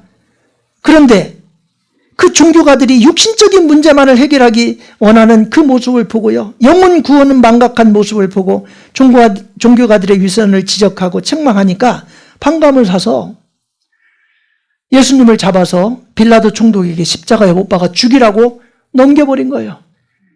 그래서 예수님을 십자가에 못 박아 죽인 대가로 이제 로마의 타이터스 장군이 예루살렘 성을 완전히 멸망시키고 135년 하드렌 황제에 의해서 전 세계로 뿔뿔이 흩어지는 그런 환란의 시기를 갖게 된 겁니다. 이들이 예수님을 배척한 결과 나라를 잃고 환란 1900 동안 환란을 받게 됐습니다.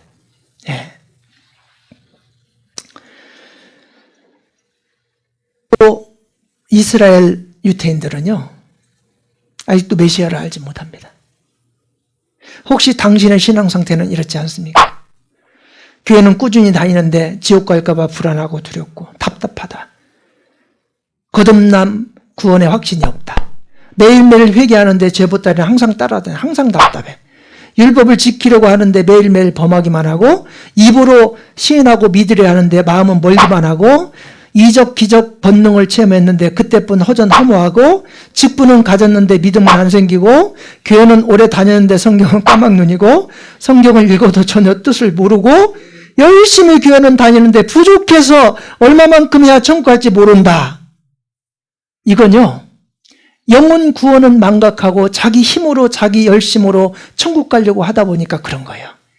딱 이스라엘 백성들이 이랬어요. 열심으로는요, 어떤 민족보다 하나님에 대한 열정이 가장 강했던 민족이 이스라엘 민족이거든요. 근데 메시아를 받아들이지 않는 거예요. 저희가 열심으로는 특심했습니다. 로마서 10장 2절에 보면요,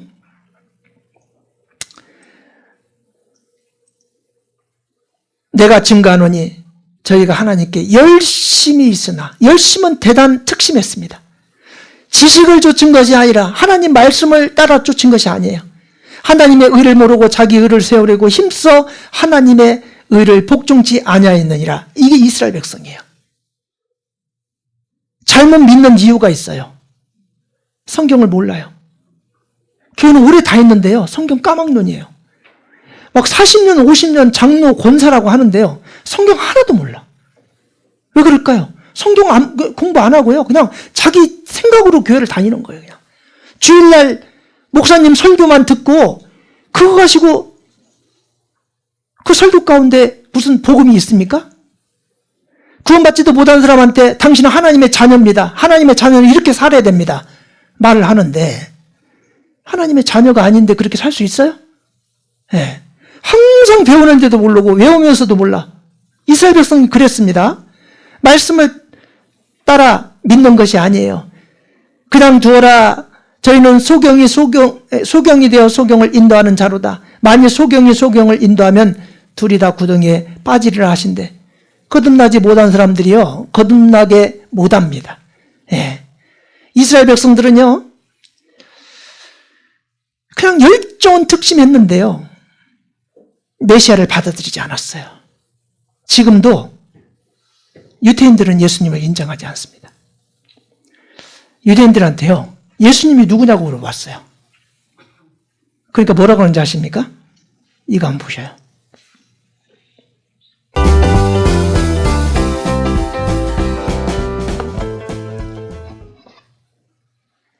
Who is Jesus to you? מי זה ישו בשבילך? יהושע זה הנביא של הנוצרים. אתה רוצה להוסיף משהו? לא, בנושא הזה בכלל לא. הנביא, האלוהים של הנוצרים. אוקיי. בן אדם טוב היה, אללה ירחמו. הוא היה צדיק. כן? כמו משה רבנו שלנו. Who is Jesus to you? Oh, it's a hard question. A cousin? No. I don't 친척이 know. 별로 관심이 없어요. I don't know. 난 잘 모르겠습니다. I guess, for me it's nothing. Okay. It's 아무런 의미가 it's 없대요. someone for people who consider themselves Christian, but for me it's nothing. אוקיי. מי זה ישו בשבילך? 기독교 창시자. כולם היה יהודי, אבל הלך לדת אחרת, הקים דת אחרת. שאלה ראשונה זה 이 사람은 심지어는요, 랍비인데요, 이단자라고도 말해요. מי זה ישו בשבילנו, בשביל היהודים? איזה עמדה יש לו? ישו נולד לאמא יהודייה, או בעיקרון יהודי, והנוצרים לקחו אותו כמנהיג שלהם. הוא לא משיח. אוקיי. 메시아가 아니라고 하죠? הטענה שלהם שהוא משיח, אבל הוא יכול... 메시아라고 불리는 이유가 아버지로부터 태어나지 않았다는 것 때문인지도 모르겠습니다. בגלל שהוא לא נולד מאבא, כאילו ישיר מאלוקים, אני לא יודע. לא, אני יודע שהוא בא באמת לחם, מהבית של יסי, כאילו מהבית הנכון, וחוץ מזה, לא יודע. אבל זה לא מדבר לגבי היהדות, זה לא המשיח. 네. 유대교에서는 예수님을 메시아로 아직도 믿지 않는 거예요. זה לא המשיח. אז מי המשיח יכול להיות? אנחנו אף אחד לא יודע. מי שיודע לא אומר, מי שאומר לא יודע. מסלול? מי זה ישו? כאילו, מבחינת המבט היהודית. יש גמרא על ישו, במסכת סנהדרין, שהוא היה תלמיד של תנא. 보세요. 랍비들의 제자였지만 이단이 되었다고 하죠. 지금 유태인들은 아직도 예수님을 메시아로 인정하지 않습니다. 결국에 배척한 대가로 이제 예루살렘 성이 완전히 멸망을 합니다. 너희가 예수님이요, 예루살렘 성이 멸망하기 전에 약 40년 전에 예루살렘 성이 멸망할 것을 미리 그들에게 말씀해 주셨어요. 너희가 예루살렘이 군대들에게 에워싸이는 것을 보거든 그 멸망이 가까운 줄을 알라. 그때 유대에 있는 자들은 산으로 도망할지며 성내에 있는 자들은 나갈지며 촌에 있는 자들은 그리로 들어가지 말지어다. 이 날들은 기록된 모든 것을 이루는 형벌의 날이니라. 군대들이 성을 에워싸는 것을 한번 보면 멸망이 가까운 줄 알고 성에 들어가지 말고 도망가라. 거기 들어가지 마라. 왜 이런 말씀을 했냐면 베스파시아니에요. 이 예루살렘에서 폭동이 일어났어요. 근데 이 유대 총독은요, 군사력이 강하지 않았어요. 그래서 이게 진압할 수 있는 힘이 없었습니다. 그래서 본국에 군사 요청을 했고, 베스파시안이 군사를 일으켜가지고 그 진압하러 내려온 거예요. 내려와서 예루살렘 성을 군대들이 에워쌌습니다. 근데 갑자기 네로 황제가 죽고 혼란기가 오자 군사를 다시 거두어서 로마로 갑니다. 가가지고 그걸 평정을 하고 베스파시안이 황제가 됩니다. 그리고 나서 자기가 이루지 못한 것을 타이터스라는 이 베스파시안의 아들을 다시 보내서 AD 70년에 성을 완전히 멸망시키는데 한번 에워쌌다가 거둬갔잖아요. 그 에워싸이는 걸 한번 보면 이제 그 안에 들어가지 마라. 언젠가 다시 와서 그 성을 멸망시킬 것이기 때문에 들어가지 마라. 말씀하셨어요. 심지어는 우시기까지 하면서요, 말씀하셨습니다. 예, 여기 보세요. 가까이 오사 성을 보시고 우시며 가라사대 너도 오늘날 평화에 관한 일을 알았다면 좋을 뻔하였거니와 지금 내 눈에 숨기었도다. 날이 이를지라 내 원수들이 토성을 쌓고 너를 둘러사면으로 가두고 또 너와 및 그 가운데 있는 내 자식들을 땅에 메어치며 돌 하나도 돌 위에 남기지 아니하리니 이는 곤고받는 날을 내가 알지 못함을 이나매니라 하시니라. 자, 우시기까지 했다. 평화에 관한 일을 알았다면 좋을 뻔했다. 근데 그들의 눈에는 숨겼다. 날이 이르면 AD 70년 얘기하는 겁니다. 그들이 원수들이 토성을 쌓는다. 예루살렘이 거듭 애침을 입었지만 토성으로 쳐진 적은 이때뿐이라고 합니다. 40년 전에 예수님이 예언한 말씀이 그대로 성취된 거예요. 토성을 쌓고 사면으로 가두고 돌 하나도 돌 위에 남기지 않고 110만 명을 완전히 학살시켰어요. 성을 허물어뜨리고 안에 들어가 보니까요, 소설 열어보니까 인육이 나와요.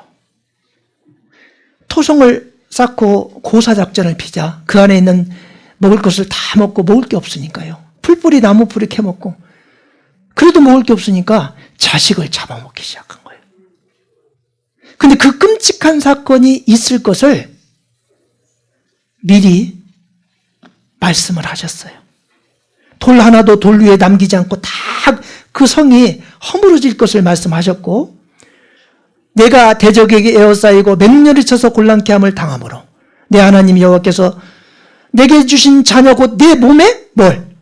소생, 자식의 고기를 먹는다. 이게요, 얼마나 배가 고프면 자식까지 잡아먹는 이런 일이 있을까요? 근데 이게 역사적으로 실제 있었던 역사책에 나오는 일입니다. 성경에만 나오는 게 아니에요. 지금부터 3500년 전의 예언이 오늘날 그대로 문자 그대로 이루어집니다. 또 너희 중에 유순하고 연약한 부녀 곧 유순하고 연약하여 그 발바닥으로 땅을 밟아보지도 아니하던 자라도 그 품에 남편과 그 자녀를 질시하여 그 다리 사이에서 나온 태와 태반은 버리잖아요. 근데 이 태반을 먹고 얼마나 배고프면 태반을 먹을까요? 자기의 낳은 어린 자식을 가만히 먹으리니 이는 내 대적이 내 생명을 에워싸고 맹렬에 져서 곤란케 함으로 아무것도 얻지 못함이리라. 자기의 낳은 어린 자식을 먹는다. 얼마나 끔찍해요. 이런 일이 있을 것을 예수님은 미리 아시고 성에 들어가지 말라고 한 거예요. 예. 여기 보시면 지금 복원해 놨습니다.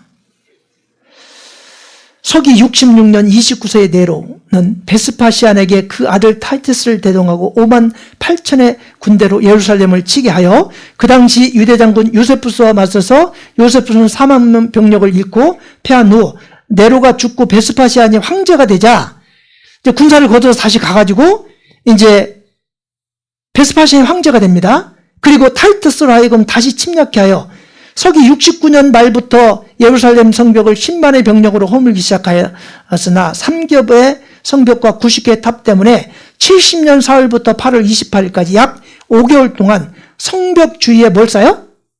이 역사책입니다. 자, 성경대로 토성을 쌓았죠? 토성을 쌓고 포위하였는데 성 안에서 굶주림에 지쳐 내란까지 겹치자 탈출 살해 등 심지어는 뭐라고요? 자식을 잡아먹기 시작한 것이다. 역사책에 나온 것이 성경에 그대로 나오죠. 놀랍지 않습니까? 성경에 미리 기록한 것이 그대로 문자 그대로 이루어지는 거예요. 어떻게 이런 것을 정확하게 예수님은 알고 예언할 수 있을까요? 미래 역사를 주관하시는 하나님이시기 때문에 그게 가능한 거예요. 티투스는 성 주변에 토성을 쌓도록 명령했다. 밤낮을 이은 공사 끝에 성벽을 외부 완전 차단시키는 7km의 토성은 완성되었다. 옛부터 예루살렘이 거듭 외침을 입으면서도 토성으로 둘러쳐진 적은 이때뿐이었다.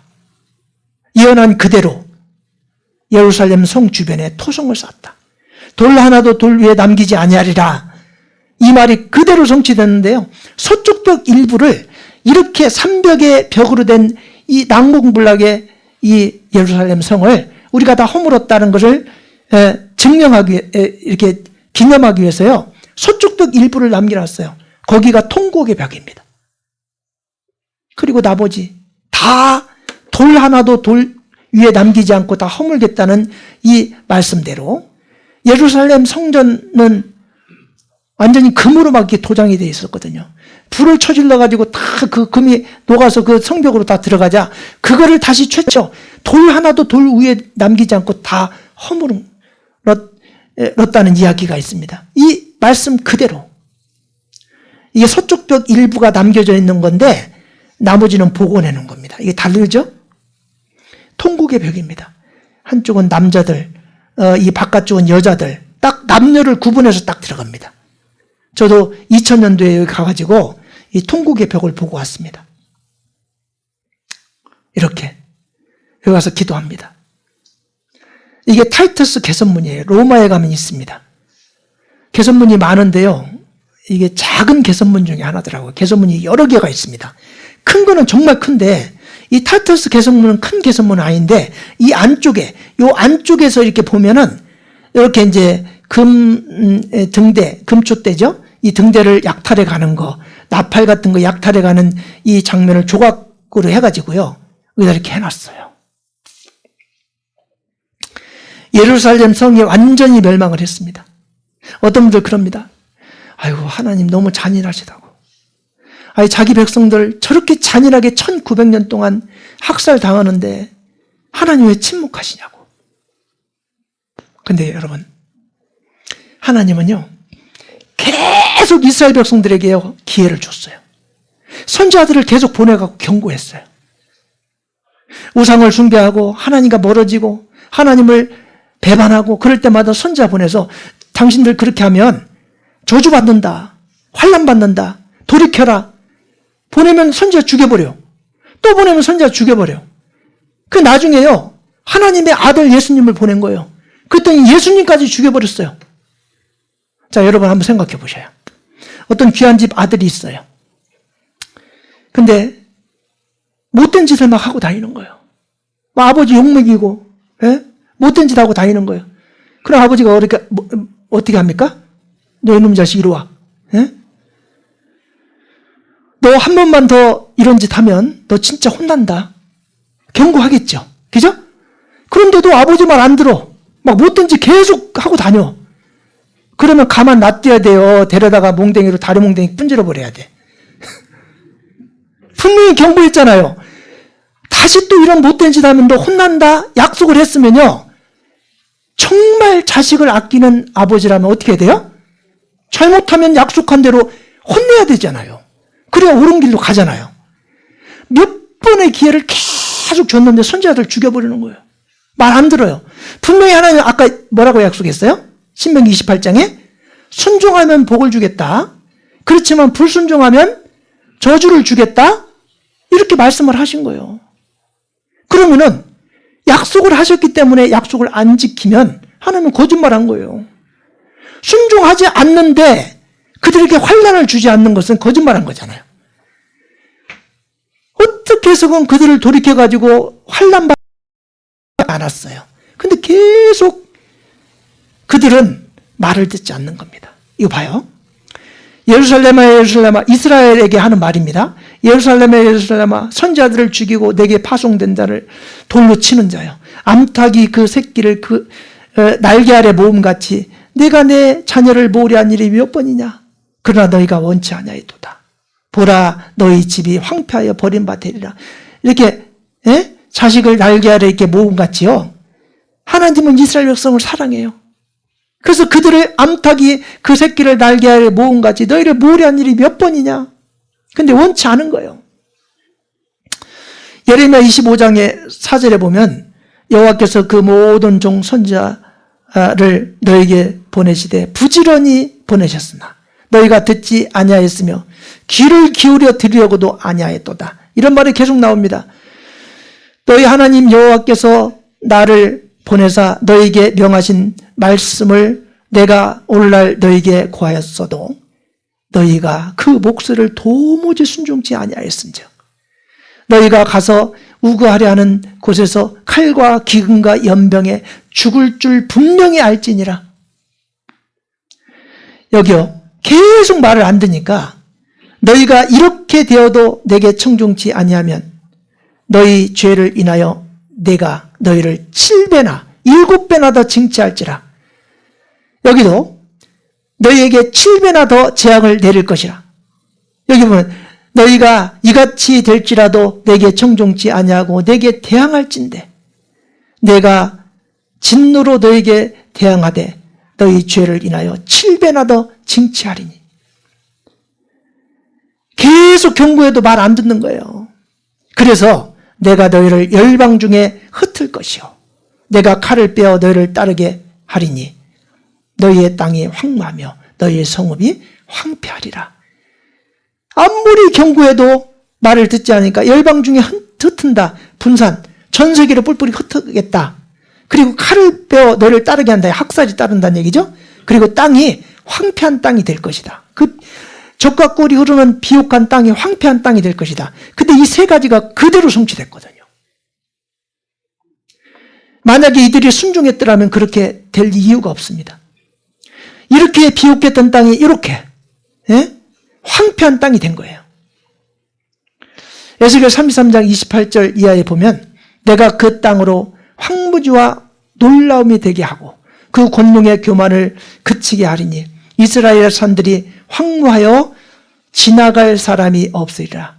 내가 그들의 행한 모든 가증한 일로 인하여 그 땅으로 황무지와 놀라움이 되게 하면 그때 그들이 나를 여호와인 줄 알리라 하라. 그 땅이 황무하고 이스라엘 산들이 황무지가 될 것이다. 너희가 대적의 땅에 거할 동안에는 너희 본토가 황무할 것이므로 땅이 안식을 누릴 것이라. 자, 본토가 황무해질 것이다. 그리고 회리바람으로 그들을 그 알지 못하던 모든 열국에 해치리라. 한 후에 이 땅이 황무하여 왕래하는 사람이 없었나니. 많은 사람들이 살았던 땅에요. 사람이 없으니까 왕래할 사람이 없었나니. 이는 그들이 아름다운 땅으로 황무하게 하였음이라 하시니라. 여러분 마크 트웨인이라는 사람을 아십니까? 톰 소여의 모험 들어보셨죠? 그 작가입니다. 미국의 아주 대표적인 작가입니다. 예.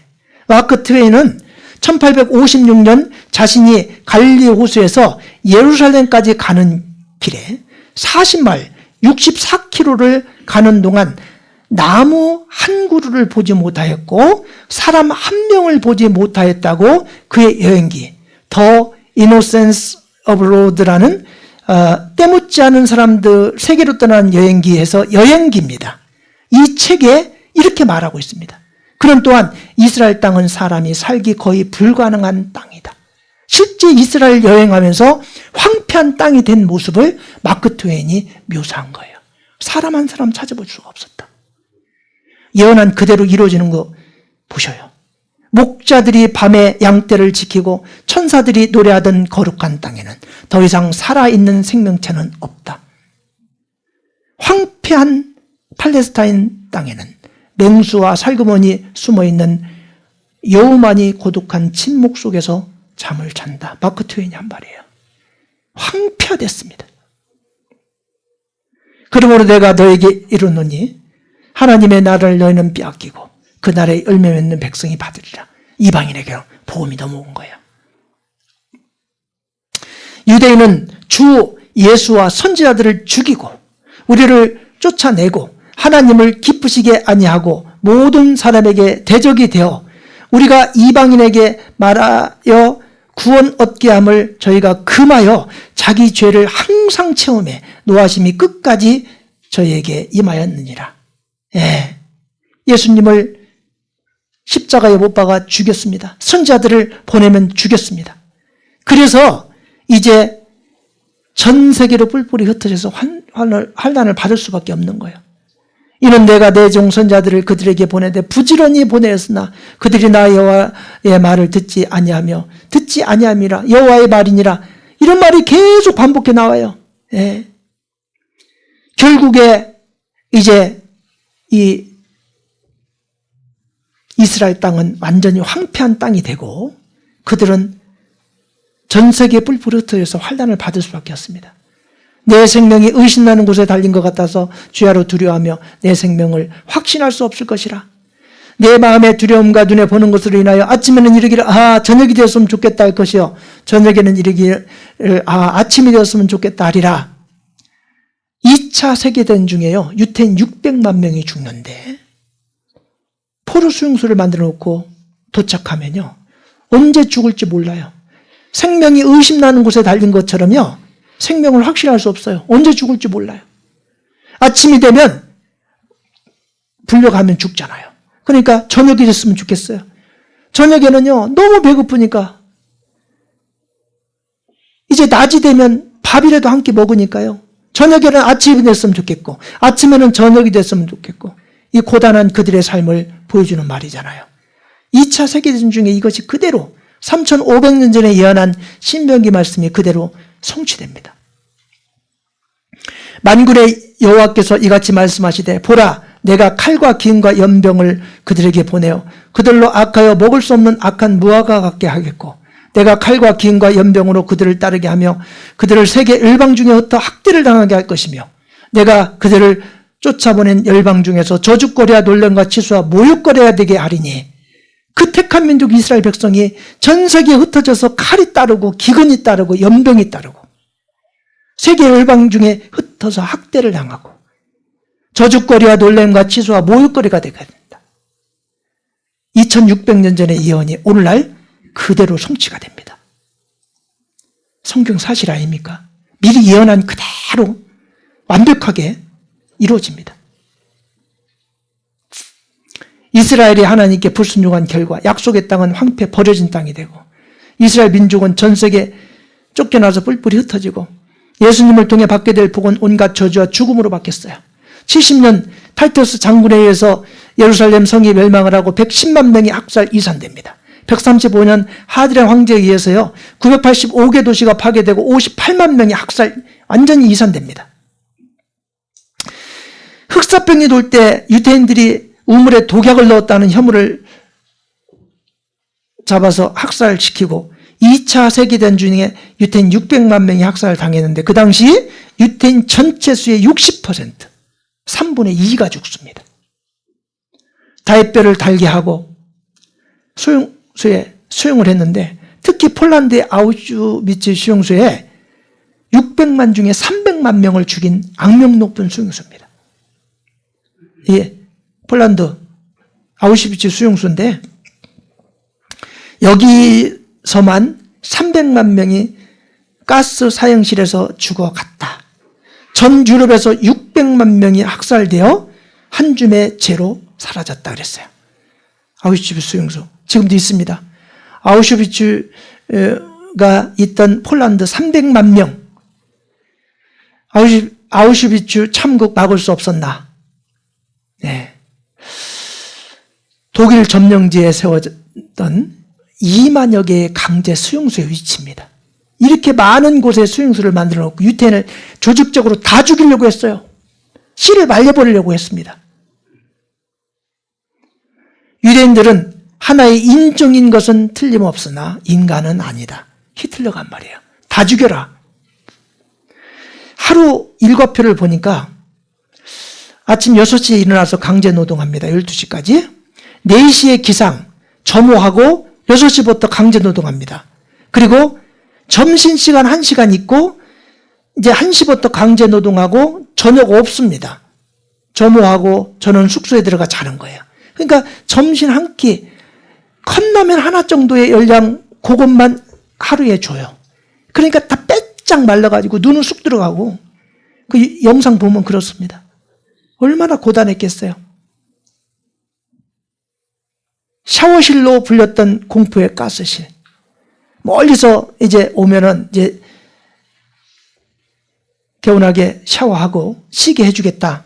가스실로 딱 들어가면요. 물이 나오는 게 아니고 가스가 들어와요. 죽이는 거예요. 지글론빛 가스입니다. 저도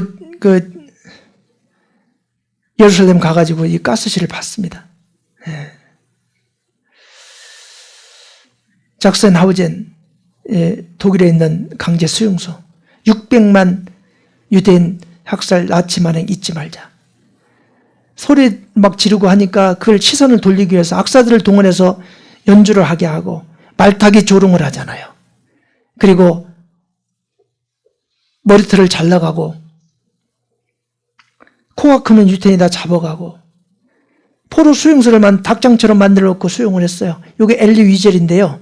86년도 노벨 평화상을 받은 사람이에요. 이 폴란드 아우슈비츠 수용소의 잔학상을 글로 써가지고 이 사람 살아남았습니다. 생선 통조림처럼 겹쳐 잘 수밖에 없었다는 거예요. 엘리 위젤 86년도 노벨 평화상 받은 사람이에요. 아우슈비츠 수용소의 잔학상을 글로 써가지고 이 사람이 살아남았습니다. 네, 그 모습입니다. 예루살렘 거지라는 장편 소설입니다. 목 매달아 죽이고, 봐요. 죽기 전에 이 모습 보세요. 공포에 질린 모습. 삽으로 목을 조여서 죽이고 여기다 집어넣는 거예요. 바로 묻어버립니다. 보세요. 도끼예요, 도끼. 뒤에서 아이까지 안고 있는데 총으로 빵 쏴 죽여요. 이 사람들 다 죽을 사람들이에요. 죽여서 바로 묻어버리는 겁니다. 생체 실험, 산 사람을 묶어놓고요. 배를 열어서 생체 실험하는 거예요. 그 독일 바이엘 약품 같은 데가 의학이 발달한 이유가요. 유태인 상대로 생체 실험을 많이 해서 그렇다고 하잖아요. 처녀들의 다리를 생체 실험하고 대충 꿰매놓은 모습이고요. 균을 넣어가지고 얼마 만에 부패하는지를 실험을 했어요. 독수리 박제하듯이 사람 목을 잘라서 방부제를 넣어가지고 박제를 해놨어요. 산 사람 두개골을 열어서 생체 실험을 했어요. 유대인 40만 명이 실험용으로 살해됐다. 네. 머리털을 다 깎게 하고 잠수함의 방수제로 사용을 했습니다. 희생자 머리털 7톤, 담요도 만들었다. 그리고 다 발가벗기 죽인다고 그랬어요. 남녀노소 할 것 없이 다 발가벗기고 이 독일 병사들 앞에서요. 이봐요. 수치를 다 드러내고 뛰는 모습 보세요. 이것이 예언되어 있어요. 이렇게 발가벗겨 죽일 것이 남녀노소 다 발가벗겼습니다.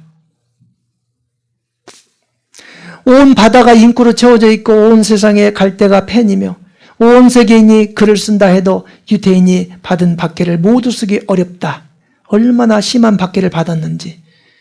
머리카락, 금리빨 이 가지고 금괴를 만들어서 전쟁비를 조달하고 비누를 만들고 비루를 만들었어. 인육으로. 그 당시에 안경 쓴 사람이 거의 없었습니다. 안경이 산을 이루었으니 얼마나 많은 사람 죽었는지 알 수 있겠죠? 예, 틀니를 빼가지고 이 금을 녹여가지고요 만든 금괴예요 이게. 예? 유태인 치아로 만든 금괴. 이걸로 전쟁비를 조달했다는 거예요. 야드바셈에 가면 예루살렘 학살 기념관입니다. 150만 명, 600만 중에 150만 명이 아무것도 모르는 어린아이예요. 아주 그냥 종족을 없애버리려고요. 어린아이까지 다 죽인 거예요. 이 촛불이 150만 개. 저는 여기 들어갔는데요. 캄캄한데 촛불이 켜져 있어요. 이게 죽은 아이들의 이게 수만큼 된다고 합니다.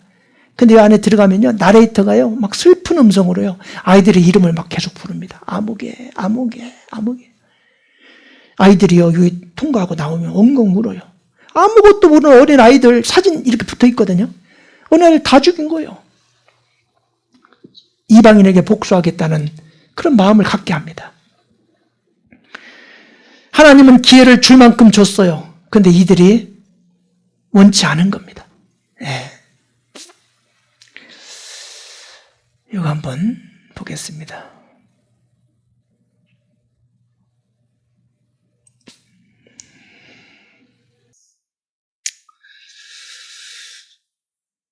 예수님을 배척한 대가로 그들이 예수님을 십자가 못 박아 죽이라고 빌라도 총독에게 넘겼습니다. 빌라도 총독이 조사를 해보니까 예수님은 죄가 없는 거예요. 아무리 조사해도 죄가 없어요. 그래서 이스라엘 백성들한테 예수님을 바라보면서 빌라도 총독이 나는 이 사람을 죽일 제목을 찾지 못했다. 3번씩이나요. 나는 예수님을 죽일 제목을 찾지 못했다. 왜 죄 없는 예수를 죽이라고 하냐. 무조건 죽이라는 거예요. 그러면서 그들이 뭐라고 한지 아세요? 그 피를 우리와 우리 자손에게 돌릴지어다. 자기들에게만 돌려달라고 했으면 저 후손들이 저렇게 저주받지 않을 거 아니에요. 자기들 뿐만 아니라 그 후손에게 돌려. 농담하듯이 그랬어요. 말이 씨가 된 겁니다. 1900년 동안 엄청난 학살을 당하고 뿔뿔이 흩어져 가지고 고난을 받았습니다. 성경의 기록을 그렇게 해놨고 그렇게 대로 성경에 기록된 대로 그들은 환난을 받았습니다. 그런데 하나님은 이스라엘 백성들을 환난만 받게 내주지 않는다 그랬어요. 때가 되면 그들을 다시 회복시켜서 아주 강대한 민족을 이룰 것이 약속되어 있습니다. 이스라엘 백성을 회복시키는 이유가 있어요. 전 세계에 뿔뿔이 흩어져서 택한 민족 이스라엘 백성들이 환난 받을 때 많은 세계 사람들이요, 야 저들은 하나님이라는 사람을 믿는 그 민족인데 저들의 신은 저렇게 저들이 학살당하고 있는데 왜 침묵하냐. 저들의 신은 죽었다. 신은 죽었다. 이렇게 말했습니다. 네. 그래서 하나님이 하나님의 이름을 더럽히게 되는 그런 기회가 되었기 때문에 하나님의 거룩한 이름을 다시 회복시키기 위해서 때가 되면 이스라엘 백성들을 회복시키겠다고 약속을 하셨어요. 에스겔서에 보면, 에스겔 36장에 보면 그들을 그 행위대로 심판하여 각국의 흩음에 열방에 해쳤더니 그들의 이른바 그 열국에서 내 거룩한 이름이 그들로 인하여 더러워졌나니 곧 사람들이 그들을 가리켜 이르기를 이들은 여호와의 백성이라도 여호와의 땅에서 떠난 자라 하였음이니라. 그러므로 너는 이스라엘 족속에게 이르기를 주 여호와의 말씀에 이스라엘 족속아 내가 이렇게 행함은 너희를 위함이 아니요 너희가 들어간 열국에서 더럽힌 나의 거룩한 이름을 위함이라. 하나님의 이름이 거룩한 이름이 더럽혀졌어요. 그들을 위한 것이 아니고 더럽혀진 하나님을 위한 것이다 그랬어요. 그러나 너희 이스라엘 산들아, 너희는 가지를 내고 내 백성 이스라엘 위하여 과실을 맺으리니 그들이 올 때가 가까이 이르렀음이니라. 자, 이제 때가 되면 회복시키겠단 말입니다. 내가 내 백성 이스라엘에 사로잡힌 것을 돌이키리니 너희가 황무한 성읍을 건축하고 거하며 포도원을 심고 그 포도주를 마시며 과원들을 만들고 그 과실을 먹으리라. 회복될 걸 말하는 거죠. 내가 저희를 그 본토, 이 가나안 땅에 다시 심으리니 독립시킬 걸 말하고 있잖아요. 저희가 나의 준 땅에서 다시 뽑히지 아니하리라. 이는 내 하나님 여호와의 말이니라. 회복시킨 이후에는 다시는 이 나라가 망하지 않고 뽑히지 않을 것이다. 이스라엘은 절대로요, 이제 망할 이유가 없습니다. 전 세계에 흩어있던 유태인들이 자기 고토로 돌아오기 시작합니다. 두려워 말라. 내가 너와 함께하여 내 자손을 동방에서부터 오게 하며 서방에서부터 너를 모을 것이며 북방에 이르기를 놓으라. 남방에 이르기를 구려하지 말라. 동서남북에서 잡혀있고 구류되어 있던 유태인들을 돌아오게 할 것이다 라고 이야기했습니다. 특히 우크라이나에, 러시아에 유대인들이 많이 살고 있었습니다. 이번에 우크라이나 전쟁을 통해서요, 약 20만 명 넘는 유태인들이요, 지금 이스라엘로 돌아오고 있습니다.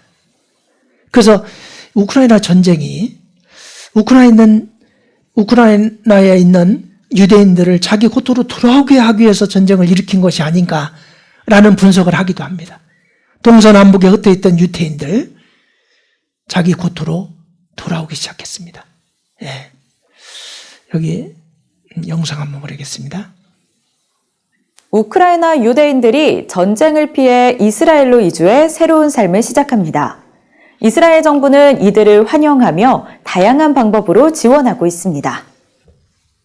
이 항공기 승객의 절반 이상이 이스라엘로 이주하는 사람들입니다. We are very excited that you're here. 프니나 타마노샤타 이스라엘 이민통합부 장관이 이들을 환영합니다. Our message is very clear for the Jews of Ukraine. The state of Israel will always be open for them, for whoever chooses to come here, to embrace them, to accompany them.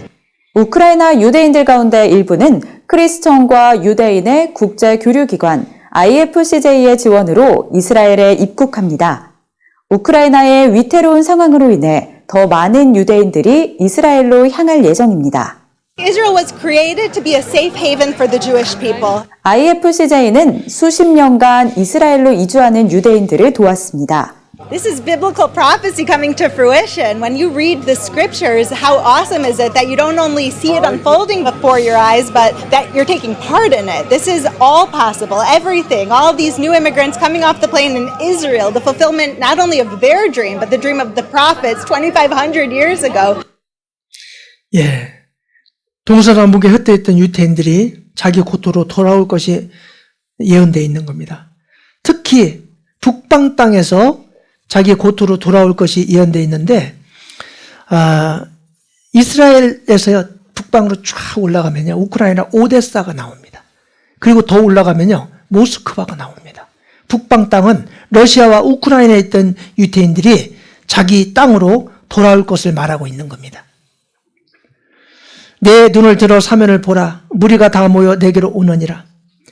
내 아들들은 원방에서 오겠고 내 딸들을 안겨올 것이라. 그때 내가 보고 희색을 바라며 내 마음이 놀라고 또 화창하리. 이는 바다의 풍부가 내게로 돌아오며 열방의 재물이 내게로 옴이라. 이 바다는 열방의 재물이 그들이 돌아올 때, 사면에서 돌아올 때 돌아온다. 이거는 이해가 가요. 왜? 유대인들이 돈이 많잖아요. 세계적인 부자들 보면 대부분 유태인입니다. 그 자기 고토로 돌아올 때 그 재물 가지고 오겠죠? 그러니까 열방이 재물이 내게로 옴이라. 근데 바다의 풍부가 내게로 돌아온다. 이 말은 이해가 안 가는 말이잖아요. 근데 이스라엘에 사해바다라는 바다가 있습니다. 아주 염도가 높아가지고요, 생명체가 들어가면 죽어요. 그래서 죽음의 바다다 그랬는데요, 이 보세요. 이렇게 염도가 높은 이 사해바다는요, 수영을 못해도 그냥 눕기만 하면 뜹니다. 저도 여기 가봤거든요. 해보세요. 예, 제가 누웠는데 그냥 뜨잖아요. 근데 이 사해바다가 어마어마한 가치가 있다는 사실이 밝혀졌어요. 염분 함량이 무려 31.5%예요. 맥주병주는 다 뜹니다, 이렇게. 일석삼조, 온천육, 머드팩, 해수욕을 할 수 있는 곳이 바로 요 이스라엘 사해바다인데, 클레오파트라가 애용했다 그래서 이 진흙팩이요, 세계에서 가장 유명합니다. 이렇게 진흙을 이렇게 담아놔가지고 온몸에 다 진흙을 발랐어요. 우리 일행들도 이렇게 발라봤어요. 예? 아바라는 화장품 회사에서 팩을 파는데요. 저도 이거 사다가 선물 많이 했습니다. 사해는 죽을사 사해바다, 사해가 아니다. 왜? 여기 보면 이렇게 염도가 높은 사해의 물은 여러 광물질들을 포함하고 있다. 이 광물질들은 향후 2000년 동안 전 세계가 사용할 수 있을 만큼 엄청난 양이다. 게다가 사해의 광물질을 합성하여 식량으로 사용할 수도 있을 것이라니 죽음의 바다라는 이름은 이제 어울리지 않는 듯하다. 성경 속에 보면 핵전쟁 피해복구 물질이 이스라엘 사해바다에 있다. 핵전쟁 피해복구 물질이 있고요. 그 다음에 미국, 영국, 프랑스 3개 국가의 재산을 합친 것보다 더 사해 광물질의 가치가 더 크다는 거예요. 우라늄까지 캐내는 사해. 여기 보면 미국 재산의 4배. 이스라엘의 사해바다의 소금을 가지고 만든 이 광물 자원은 미국 재산의 4배이며 영국, 프랑스, 독일, 이태리 재산을 합친 것보다 더 많다. 얼마나 사해바다가 보고인지 알 수 있죠? 그리고 요 근래에 이스라엘은 중동 지방에 있는데 기름 한 방울 안 나는 나라로 알려졌습니다. 그런데요, 요 근래에 쉐펠라 유전이 발견이 됐는데 세계 최대 석유 매장량을 자랑하는 사우디아라비아의 석유 매장량을 거의 따라갈 정도로 어마어마한 석유가 매장되어 있다는 사실이 밝혀졌어요. 마지막 시대에 와가지고. 여기 보면 적과 꿀 대신 오일, 가스 대박. 여기 시펠라 유전을 보면 2,500억 배럴, 세계 1위 사우디가 2,600억 배럴인데 거의 육박합니다. 세계 2위 산유국이 된 거예요. 그리고 요 이스라엘 영해에 해당하는 이 지중해에 어마어마한 가스전이 발견됐는데 이 가스전, 러시아에서 유럽으로 가스 공급을 안 하겠다고 노르트 스트림 가스관을 막아버렸잖아요. 그 가스를 이스라엘에서 제공하겠다라고 발표한 적이 있습니다. 바다의 분부가 내게로 돌아오며 이 말이 문자 그대로 이루어졌습니다. 예. 바다의 풍부한 것, 모래에 감춘 보배를 흡수하리로다 이랬고요.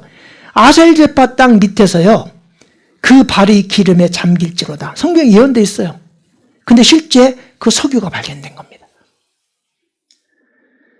그리고 이 땅이 완전히 회복이 돼가지고요, 지금은 에덴 동산처럼 바뀌었어요. 이 땅의 회복부터는 내일 배우겠습니다. 예.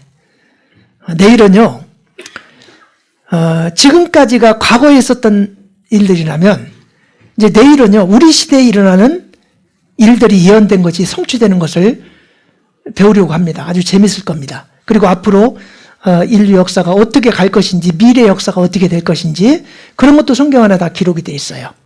그것도 내일 배우도록 그렇게 하겠습니다. 내일도 꼭 오셔서 함께 성경을 배웠으면 좋겠습니다. 기도하고 마치겠습니다. 은혜와 사랑이 풍성하신 우리 아버지 하나님 감사합니다. 오늘 이스라엘 민족의 역사를 통해서 하나님이 살아계시고 성경이 사실임을 함께 배웠습니다.